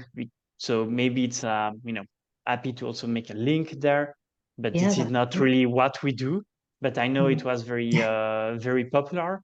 And now we have lots of solar PV on the roofs that were funded by the customer of the utility, the local utility. But yeah, not much more to say. I'm not familiar with non-ODA countries. Sorry. Thanks, David. Thank you, David. Would you like, David? Could you have your feedback?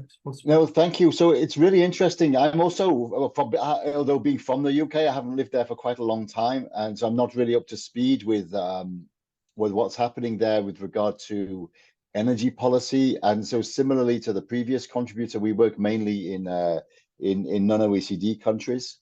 But having said that, a couple of questions, and forgive me if I missed it in your presentation. In some places there is actually a national policy of offtake that obliges the energy authority to purchase renewable energy if it's generated municipally or by households or whatever. But that enables local governments to aggregate and then sell on to the grid. So I don't know if that's in place in the UK or not, because that's a game changer if it is, and if it isn't, it should be. So there is the option to sell to the grid, but it's actually quite at a lower rate. But there's potential to sell to consumers and residents locally. So there's another initiative called the Local Energy Market, which we're exploring with Oldham Council on a localized market to be able to sell energy. So are you allowed to do so? But you are allowed to undercut the grid. So you're allowed to undercut the UK energy providers. That's okay if you do that through solar energy. So you could give them a better price, for example.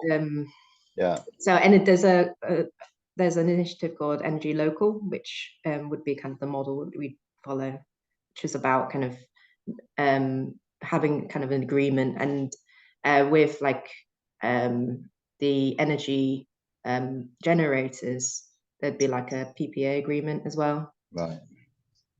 Yeah, I think because that will be the key, the kind of revenue stream. Either you sell it onto the grid and they have to give you a good price, and that's a policy issue. In some countries they do that. Or if you're allowed to, even better or as good would be to be allowed to undercut, be allowed to compete with these others providers and sell to, let's say, the community at a cheaper price. Yeah. So because you need an anchor investor, so that could be a hospital, schools. Yeah. And then they might want to invest locally because they're investing in their local economy. So I think you need either a policy change to enable you to sell to the grid, or a policy change to enable you to kind of sell it locally to local consumers and have the anchor investors coming in, and then, you know, local supermarkets and things like that. And once you build that momentum, you could get and then you'll get the revenue streams you need for the investment. Yeah, that sounds good. Thanks, okay, David. Thank you for the feedback, David, and thank you, Kat, for complimenting. Steve, I'm gonna ask you for our 2.5 minutes remaining for your observations. Thank you. Well, maybe I can make it for my panelists here. I live about 20 kilometers away from Oldham, Kat, and I've worked with Carbon Co before. You're a great organization. So my insights were, and Oldham's done some amazing stuff actually over the last 20 years actually in this space. I'm very aware of that. And what struck me is that what you're proposing, there's a lot of, I think David said this, there's a lot of moving parts, a lot of different assets here. And I think my temptation would be, I think you mentioned the Royal Oldham Hospital, is to focus on 2 or 3 of these initially. And I'm not sure what was in your phase 1, to get you to simplify it a little bit. And so that's one thing I would make, is try to simplify where you're focusing your initial sort of phase of deployment of solar PV, and try to get maximum output from those where you can, because then you're going to generate a high revenue scheme. I also think I was in meetings this week actually with Traders Bank, which is obviously UK focused. Have you spoken to them at all on this? Not at the moment, no. Right, I'll reach out to it, and because I'll help you with that one, because they are really good at this stuff, and really interesting community-based renewables, and because it's PV, as you know, in the UK, it is relatively risk-free, and I think the way you can de-risk this is having less assets to deploy against, and having just a few to start off with. I think that would be very attractive. I can put you with trios, and also. I guess the Lawrence Weston's initiative in Bristol, which is the community renewable piece there, is definitely worth a look at. Again, if you need someone to help, reach out to colleagues in Bristol. I can help with that. But I think it's a really exciting scheme, and I'd like to see it rolled out across the rest of the city and where I live, which is Manchester. Fantastic. Thanks, Steve. Thanks, Steve. Kat, do you have fantastic 30 seconds for your final remarks, some feedback that you have from the panel that you may want to make? I mean, if you have any final observation, I think it's fantastic. I think if we can have links to financiers or like potential support, especially as well, like kind of technical support as well, being able to kind of help us signpost us to any potential technical support, that'd be great as well. And Kat, sorry to come in on that, Traders will offer to do that technical support for you as well. Oh, amazing. Okay. Brilliant. Fantastic. I believe this is the best wrap up that we could have with a good segue. Thank you so much, Kat, David, Steve. And when we reach our half of our pitch moment, we're going for our 3rd city.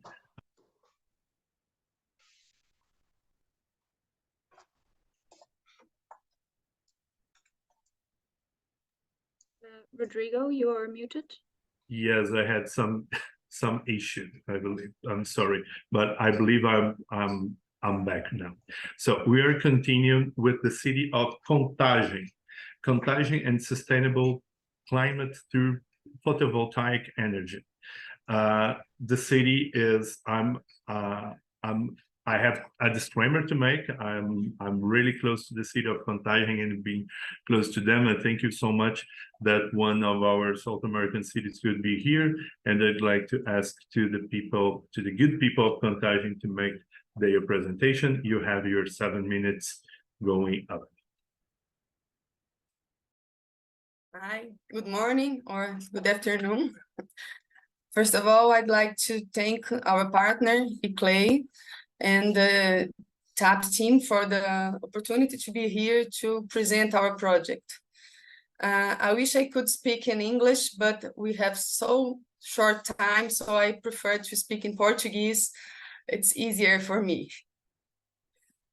And I'd like to make everyone, if they could, to check the translation. You could listen to Maria Teresa in English. Here we are in the English channel. I am translating from Portuguese to English. This pitch. Falando pouco sobre Contagem, é um Contagem, município da região metropolitana de Belo Horizonte, de cerca de 620 mil habitantes, e faz limite com a capital do estado de Minas Gerais, Belo Horizonte. is near the city of Belo Horizonte, which is the É um município emancipado desde 1911 que teve o primeiro distrito industrial planejado do Brasil na década de 1940. Brazil in 1940 in the state. É um município com muita força industrial, com muitas empresas logísticas, que gera bastante impacto em termos de emissões atmosféricas. Por outro lado, mantém uma boa parte do seu município ainda como zona rural e possui uma parte dele comprometido com a preservação de uma lagoa, que vocês estão vendo aí na foto, responsável pelo abastecimento de cerca de 30% da região metropolitana. 30% of this forest, as you can see in this photo.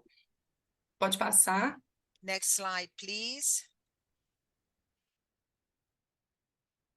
The project that we present is the substitution in some public buildings of the traditional grid, hydroelectric, that they're used in thermoelectric for solar energy. We have a country of a lot of heat, a lot of energy, and we understand that this is extremely important for this solar energy. The focus is the mitigation of this this energy. To elaborate and execute this project was created a multidisciplinary and that is with engineers, lawyers, biologists, and they also have support from the mayor, and she's very active in this area of mitigation of climate. This project has support of the civil society through companies, universities, NGOs, and technical issues that helped us. Presentations of new technological innovations, and we have to highlight it's important in this project. The energy company of Minas Gerais as an external agent, that all the energy connection of the municipality is done through the state company of energy. As you can see, the 4 buildings that were chosen and distributed in the municipality are the 2 public parks, the main building of the mayorhood, and also a sanitary landfill. The choice of these areas are relation the size of the project multiplying in terms of education, and that we will see this further on.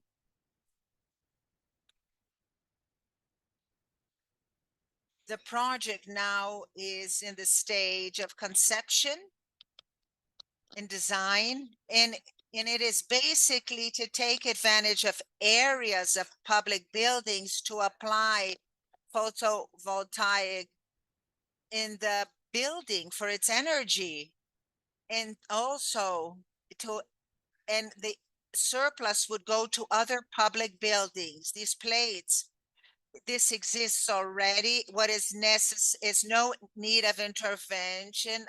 that will affect vegetation, because we will use what is already existing. We will optimize what already exists.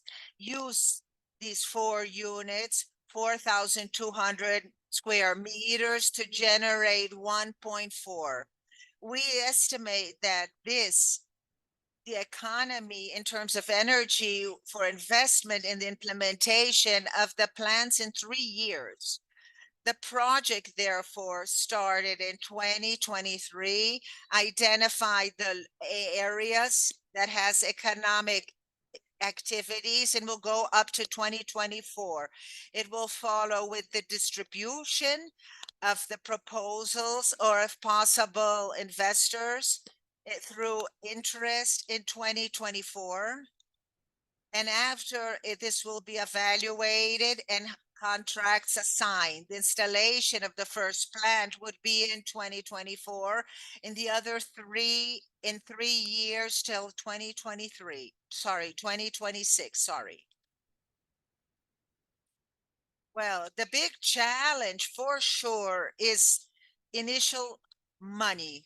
Besides this, we depend financing that will be captured by the municipality. We need the approval of the city senate. With this advantages, the first is the reduction of greenhouse gas effects, the conservation of natural resources, and all of this evaluated to with its operation won't generate sound or air pollution. In the implementation, there are no impact because we'll use equipment that already existing. The added value, we understand that this project is in the lines of the National Climate Plan and with the ODSs. Maria Teresa, 1 minute more. 1 more minute. It's important to say that this project is based on another pilot that was implemented in the Secretary of Environment with a cost of 20,000 euros. And now we have energy totally sustainable in the building of the Secretary. Among the main results is the climate issue, all carbon, and the reduction of 40 tons CO2. We have a potential, economic potential that is important because there will be a reduction of the cost of energy in the municipality, and also the prices that go up and down and, in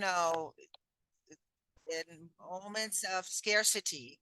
We also understand that we will be supporting the local economy, will incentivize the implementation of workforce and also develop energy and lots of investments in the area. In January, the health will benefit because of the reduction of the air pollution. But the big result that we expect is the visibility and the potential of this project that can be multiplied in the community. Just to tell you, your time is up. Just to conclude quickly, 20 seconds, okay?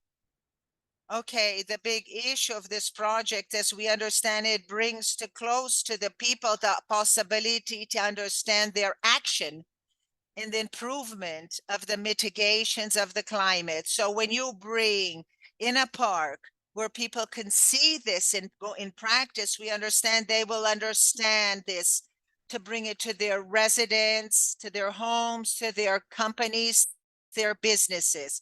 And this will be a reduction in their light account.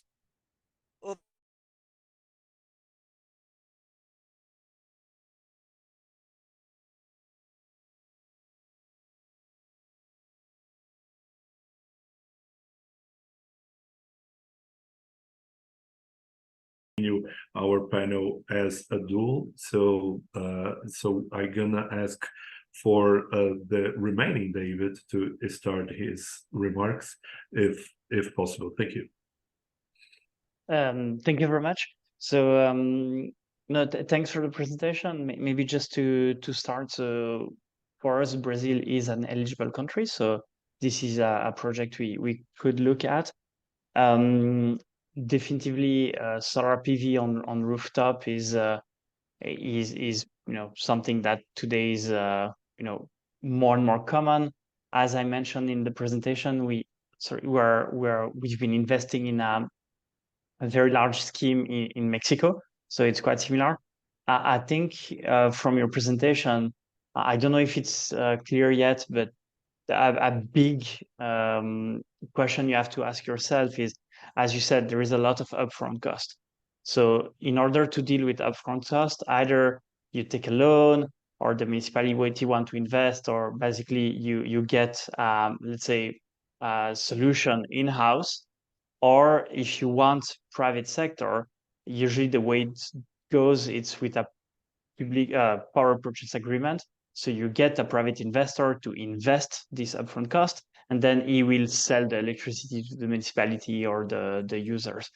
And I think choosing A or B will really define what type of funding you will need in the long run.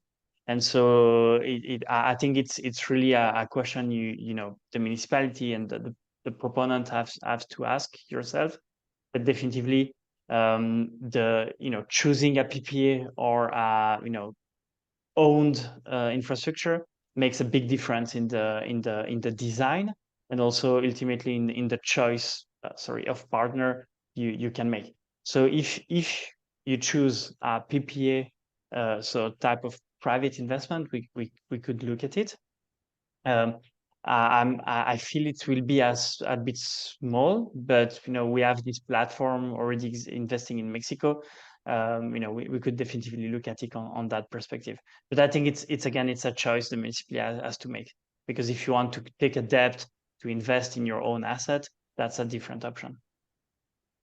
Thank you, David, and interesting that we could continue the conversation to extend to Contagem these opportunities of your support for sure. Steve, may I have your observations? Yeah, thank you, Rodrigo, and Maria, thank you very much for your presentation, and thank you to the translator as well. I appreciated that. So I completely agree with what David said there in terms of the two different approaches that you may take, and I think those two approaches are actually determined by what the municipality wants to get from this. What are its objectives? Are the objectives to save energy and save money, or are the objectives to bring in community ownership, save greenhouse gases, create jobs and growth? Because I think getting clarity on what the municipality's objectives are will, I think, determine in a way which of David's two financial models you may go down, actually. So if it's it's about community engagement and jobs and growth, certainly from my experience, having municipal ownership gives you greater ability to manage that process and to be more in control of it. If it's just purely about saving energy and greenhouse gas emissions, I think the investor approach for me sort of sounds a little bit more the right route. But David is probably much better placed to advise you on that than I am. But no, a really exciting project, and I'm sure that there are a lot more out there of this type, and it's not too dissimilar from the previous one in Oldham, actually, is it? Although I know there's more sun in Brazil. Yes, I believe that the sun that David is providing us with his sunlight is being squeezed for this specific presentation, for sure. But and I can state that Contagem has been really like a leader to try to make this process in Brazil. Maria Teresa, do you want to make any final comments? We have around 1 minute and a half. If you want to give any feedback from the jury or from your presentation that you want to emphasize. Não, só respondendo a ele, é que realmente a intenção. The intention, the final intention, is to seek reduction of carbon emission in the implementation of these solar plaques. The energy would be a incentive that this project would be multiplied by the civil society in the public would be able to seek an example, would see the example, and we understand this reduction, the community will understand that besides helping and being part of a change of energy at the end is to mitigate climate change, mitigate this, there's a benefit, economic benefit. And so the big intention is to gain in scale. We start with public buildings, with educational environment education, then we scale up in the municipality. This is what I have to say. Thank you for your opportunities. Thank you. Thank you all. With us. And going last but certainly not least, I'd like to ask the colleagues that we're going to make the presentation by the city of Menjas in Lebanon. The project addition of from wind turbines to complement the existing hybrid system of PV generators in the city of Menjas in Lebanon. I'd like to give the floor to our colleagues. The floor and your 7 minutes is yours. Thank you. Hello, everyone. I'm Sabine Saad. I'm going to present or pitching the project of Menjas. I hope you're not tired. Do you see my screen? Yes, we do, Sabine. Yes. Thank you. So now in full presentations. Great. Thank you. Thank you. So the project is entitled Production of Green Electricity from Wind Turbines Complementing the Existing PV Generators Hybrid System for the Municipality of Menjas, Lebanon. So Menjas is a Lebanese village located in Akkar district, North Lebanon. It's a traditional Mediterranean architecture EU corpus project. And 140 kilometers from Beirut, about 300 to 450 meters above the sea level. So we are a team of 4 people.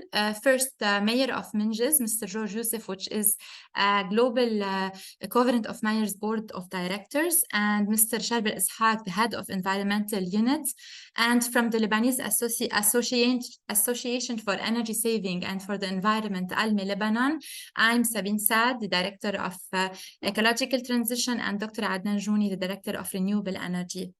So as stakeholders of the project, we have the Ministry of Interior and Municipalities and the Ministry of Environment. This project focuses on adaptation to climate change and specifically on the infrastructure sector, it's green local electricity production.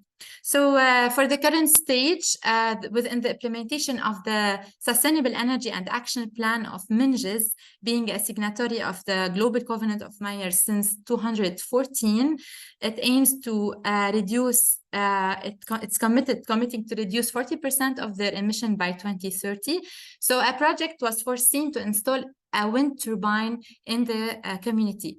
This will benefit from the territory wind potential, therefore increasing the use of renewable energy to reduce pressure on the public grid and help improve power plant failures and reduce the polluting electricity due to the backup diesel generator, where due to the economic and energy crisis, the electricity is unavailable and unaffordable currently.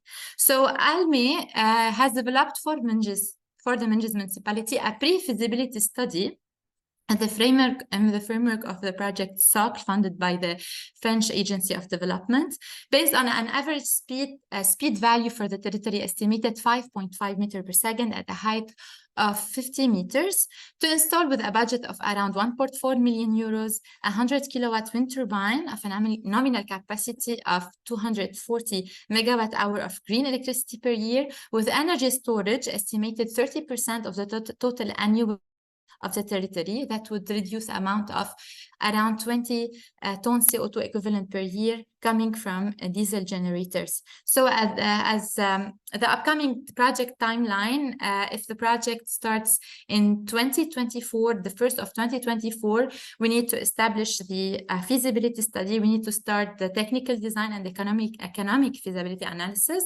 Then within 2 months to start with the necessary authorization, like the environmental impact assessment report. After that, we will do the civil, mechanical, and electrical engineering works, implemented operational characteristics, and after that, the project can start its phase of operation and monitoring for 12 months, preview to start its full operation and total operation in the 3rd month of 2026. So as I mentioned, we have in the country a huge economy and energy crises, and we have also the energy is unavailable and unaffordable. And the alternative energy existing is high polluting diesel generators within the streets and between the residentials. So the approach is that this project will produce clean energy during cold and night periods to complement the existing PV plant and reduce the pollution and bills of diesel generators. So it consists of a wind production installation of capacity of 100 kilowatts with a 1 megawatt hour of storage, which corresponds to an autonomy of a half day of consumption, producing 250 megawatt hour per year. So the green electricity produced will be distributed through the networks of the generators managed by the local community. So small turbine was chosen for this project with the installation of a speed measurement at the top of the turbine for monitoring, as analyzing of the speed data in order to get real values, therefore minimizing the effect of the risk of fault in wind speed data for any duplication project in the future. So as the outcomes expected, this project will help the energy transition of the community. It increases the use of energy, renewable energy, and therefore reduce the pressure on the public grid and help improve power plant failures. And it of course increase the independence to fossil fuels. This project will help Minges being a sustainable city because it falls under the local authority commitment in the Covenant of Mayors. Economically, it will reduce the energy cost for around 2,000 beneficiaries with a possibility to extend the supply to the neighborhood during daytime where the load is low. And environmentally, it will contribute to the reduction of the CO2 emissions of fossil fuels, and it will help, of course, improve the resilience of the territory. It promotes a resilient environment and the economy by making viable use of the wind, ameliorating financially and socially the quality of life of the citizens. So this project, it's important to mention that it falls in the national priorities and infrastructure for climate adaptation, specifically in the strategic actions of modeling expected electricity supply changes from locally available resources while meeting the commitment of the country or NDC. So it will be a pilot project, the first in Lebanon, where a community produces wind electricity and manages the system distributed on the territory.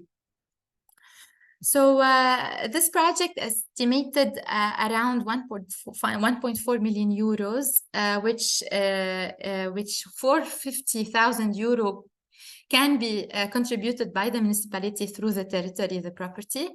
And it will have a annual revenue generated saving of 160,000 euro per year with around 8 years of payback period. But there are lots of financial barriers, such as insufficient access to investment. The loans and operating capital for the municipality are unavailable due to the monetary and financial crisis and the total collapse of the banking sector in the country since 2019. And the initial capital and cost for this project are too high to be assumed by the city or insured by the city of Minges alone. So the kind of support we need. Sabine, yes. Just just 1 minute to closure. Okay. Thank you. Okay, it's the technical assistance in selecting, transporting, and installing the wind turbine because it's unusual in the country.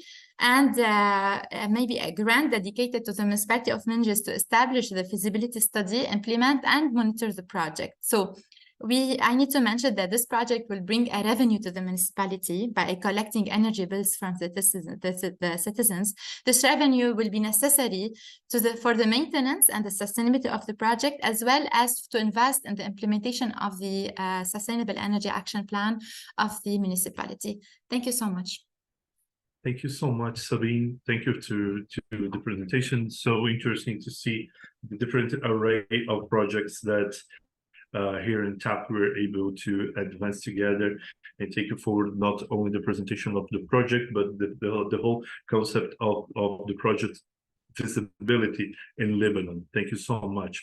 I'd like to ask for our jury to be here with us for your comments. I'm just seeing here, I believe, Steve, could you start? Of course, thank you. Thank you very much, Sabine, and a really well presented project. I think a really solid. I mean, it sounds like you got a great plan and very and structured it in a very straightforward, simple, and easy to understand way, which I always find very helpful. I also think that the risks actually are pretty low, really technically, from what you said, and you've got the political buy-in, you've got technical support around it. So all of that seems to be like, why would one not want to invest in this? But I don't understand, but because I'm not living in that region, but I understand the fiscal challenges that you're working with, and it's challenging in that regard. I mean, I don't know, Dave might review on this, but I think the opportunity to get private investment into this will be challenging because it's not a big project. But just a couple of thoughts, if I may. One is that a lot of large global companies, including what I used to work for, which is Arab, run their ESG programs, and it might be worth trying to get someone to assist you with promoting it amongst them. And some of these firms, Arab being an example, offer technical support. Through an ESG program, there may be some opportunities to get a small amount of support from them to help with some of the technical work that you may require. My second thought actually was, have you done any cost benefit analysis, or is that part of the next phase of work on the impact of installation of the wind turbine, as opposed to continuing with the current system, which I understood was just primarily diesel generators, and what the long-term cost would be of doing both, and what the payback periods would be, just so it demonstrates that financial benefit of investing in the wind turbine, as opposed to the current do nothing option, which is diesel generators. But if I had the money, I'd love to provide so. But I think you've set out a really clear plan, really clear, simple plan, and that's really incredibly helpful. Thank you, Steve. Sabine, I'm going to ask you to make your comments in the end after David. Okay. Thank you so much. I would like to give the floor to David. Thank you so much. Thank you, and indeed a very nice presentation. So maybe just to start, we've looked at deal in Lebanon. So we also deployed technical assistance already in Lebanon. So first point is, let's be very honest. If you want the project to have an international investor, he will want every offtake to be in US dollar, given the state of the currency, and that will bring issue with the affordability. So I would really look for a national investor, being private or public. But if you start bringing someone who will pay in euro or USD and want a return, basically the project will not become affordable for the citizen, because they will have to pay in USD. And today, covering the hedging costs, so the risk of the currency, is just too expensive and not doable. So we know 2 investment funds that are run in Lebanon. We could connect you to. Definitively €1 million. So today the gap is on the small end of their investment mandate usually, but no, it's totally I think people can look at that. So I think not much to add on this one. I think it is, as Steve said, straightforward, but definitively we having looked at deals in Lebanon, the issue with the currency today is quite massive. So yeah, that would be a huge concern, and I think for this type of amount, it would be difficult to find an investor in US dollar that wants to start looking at the hedging and all that. For those type of amount, maybe you could also look at the EU or those type of you're on the high end of grants, but maybe that's also a possibility, is to have someone like you just funding the project with a grant, because it's still in the range of potential grants. So yeah, I can put you in contact with the two funds we know that are active in Lebanon and can do investment in Lebanese currency. But it's yeah, it has always been a challenge for us to work in Lebanon. I have to be very honest. Well, thank you for the honesty, David and Steve. Sabine, you have 30 seconds, 1 minute to make your feedback, not only of Steve's remarks, but whatever you may choose. Yes, I would like to thank you first for your comments and for this opportunity. And I would like to say that a few years ago, this project was not profitable at all, because the electricity in Lebanon, we had subsidies on electricity and on energy, and it was very cheap. So now many studies are done, especially that we have a big potential of wind in the north of Lebanon. We have the corridor of wind in the north, and it's a big potential. So I think it's a great initiative. It would be a great initiative, and as I said, a pilot project for Lebanon, especially for the local communities that currently are the community that or the authority that is working on ground due to the political situation in the country. Thank you. Thank you so much, Sabine, and thank you so much, Steve, David, for your time, for your thoughts, and to be able to share with us during this panel. I thank Dave Jackson that he unfortunately has to leave earlier, but we're going to share our greetings with him as well. Thank you so much, the cities, Mosul. Thank you so much for your capability to be here. We know that when you are passing through the situation of having to deal with so many things in the city management, to be able to be here, to share with us your capabilities, your possibilities, and the opportunities that we have to share with this network, I believe that for us is a great asset. I thank you so much, my partners at the TAP initiatives. I'd like to especially thank my colleagues of the ICLEI World Secretariat for the time and the possibility of myself being here representing our office in South America to be here at this speech moment. Thank you so much. I would like to give the floor to my colleague, Giorgia Rambelli, to make the initial of our closure moment. Thank you so much. Have a nice day, you all. Thank you very much, Rodrigo and colleagues, for all of that. I think it was an incredibly insightful conversation, the one that we had today. We went through running through a series of options and opportunities that cities can take advantage of, into a real analysis of some of the incredible ideas that the cities are bringing forward to the ground. Clearly, they are well thought through. Clearly, there is a direction that communities worldwide are taking when it comes to improving the quality of life locally. And I think that this was a great exercise to bring together two different communities that need to work with one another to ensure that we can really not only design ambitious goals, but also achieve them in practice.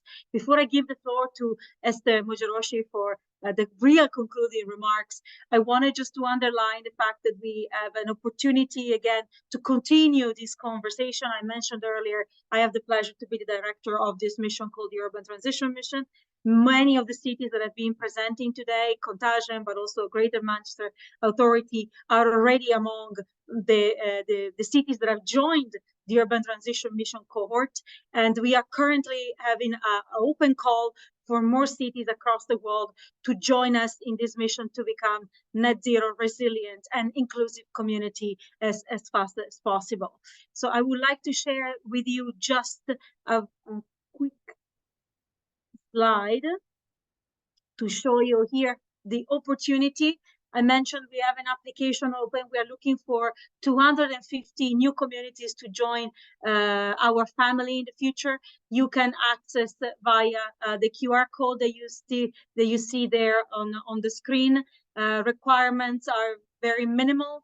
Cities need to be at least 50,000 inhabitants or be able to combine their application with other communities. I believe colleagues from Menez have already sent through their application. I can't spoil the results, but we certainly have received it. We have also the possibility to join either as a county or as a province. So please do feel free to also consider that option. Cities must be a signatory of the Global Covenant of Mayors or planning to become one.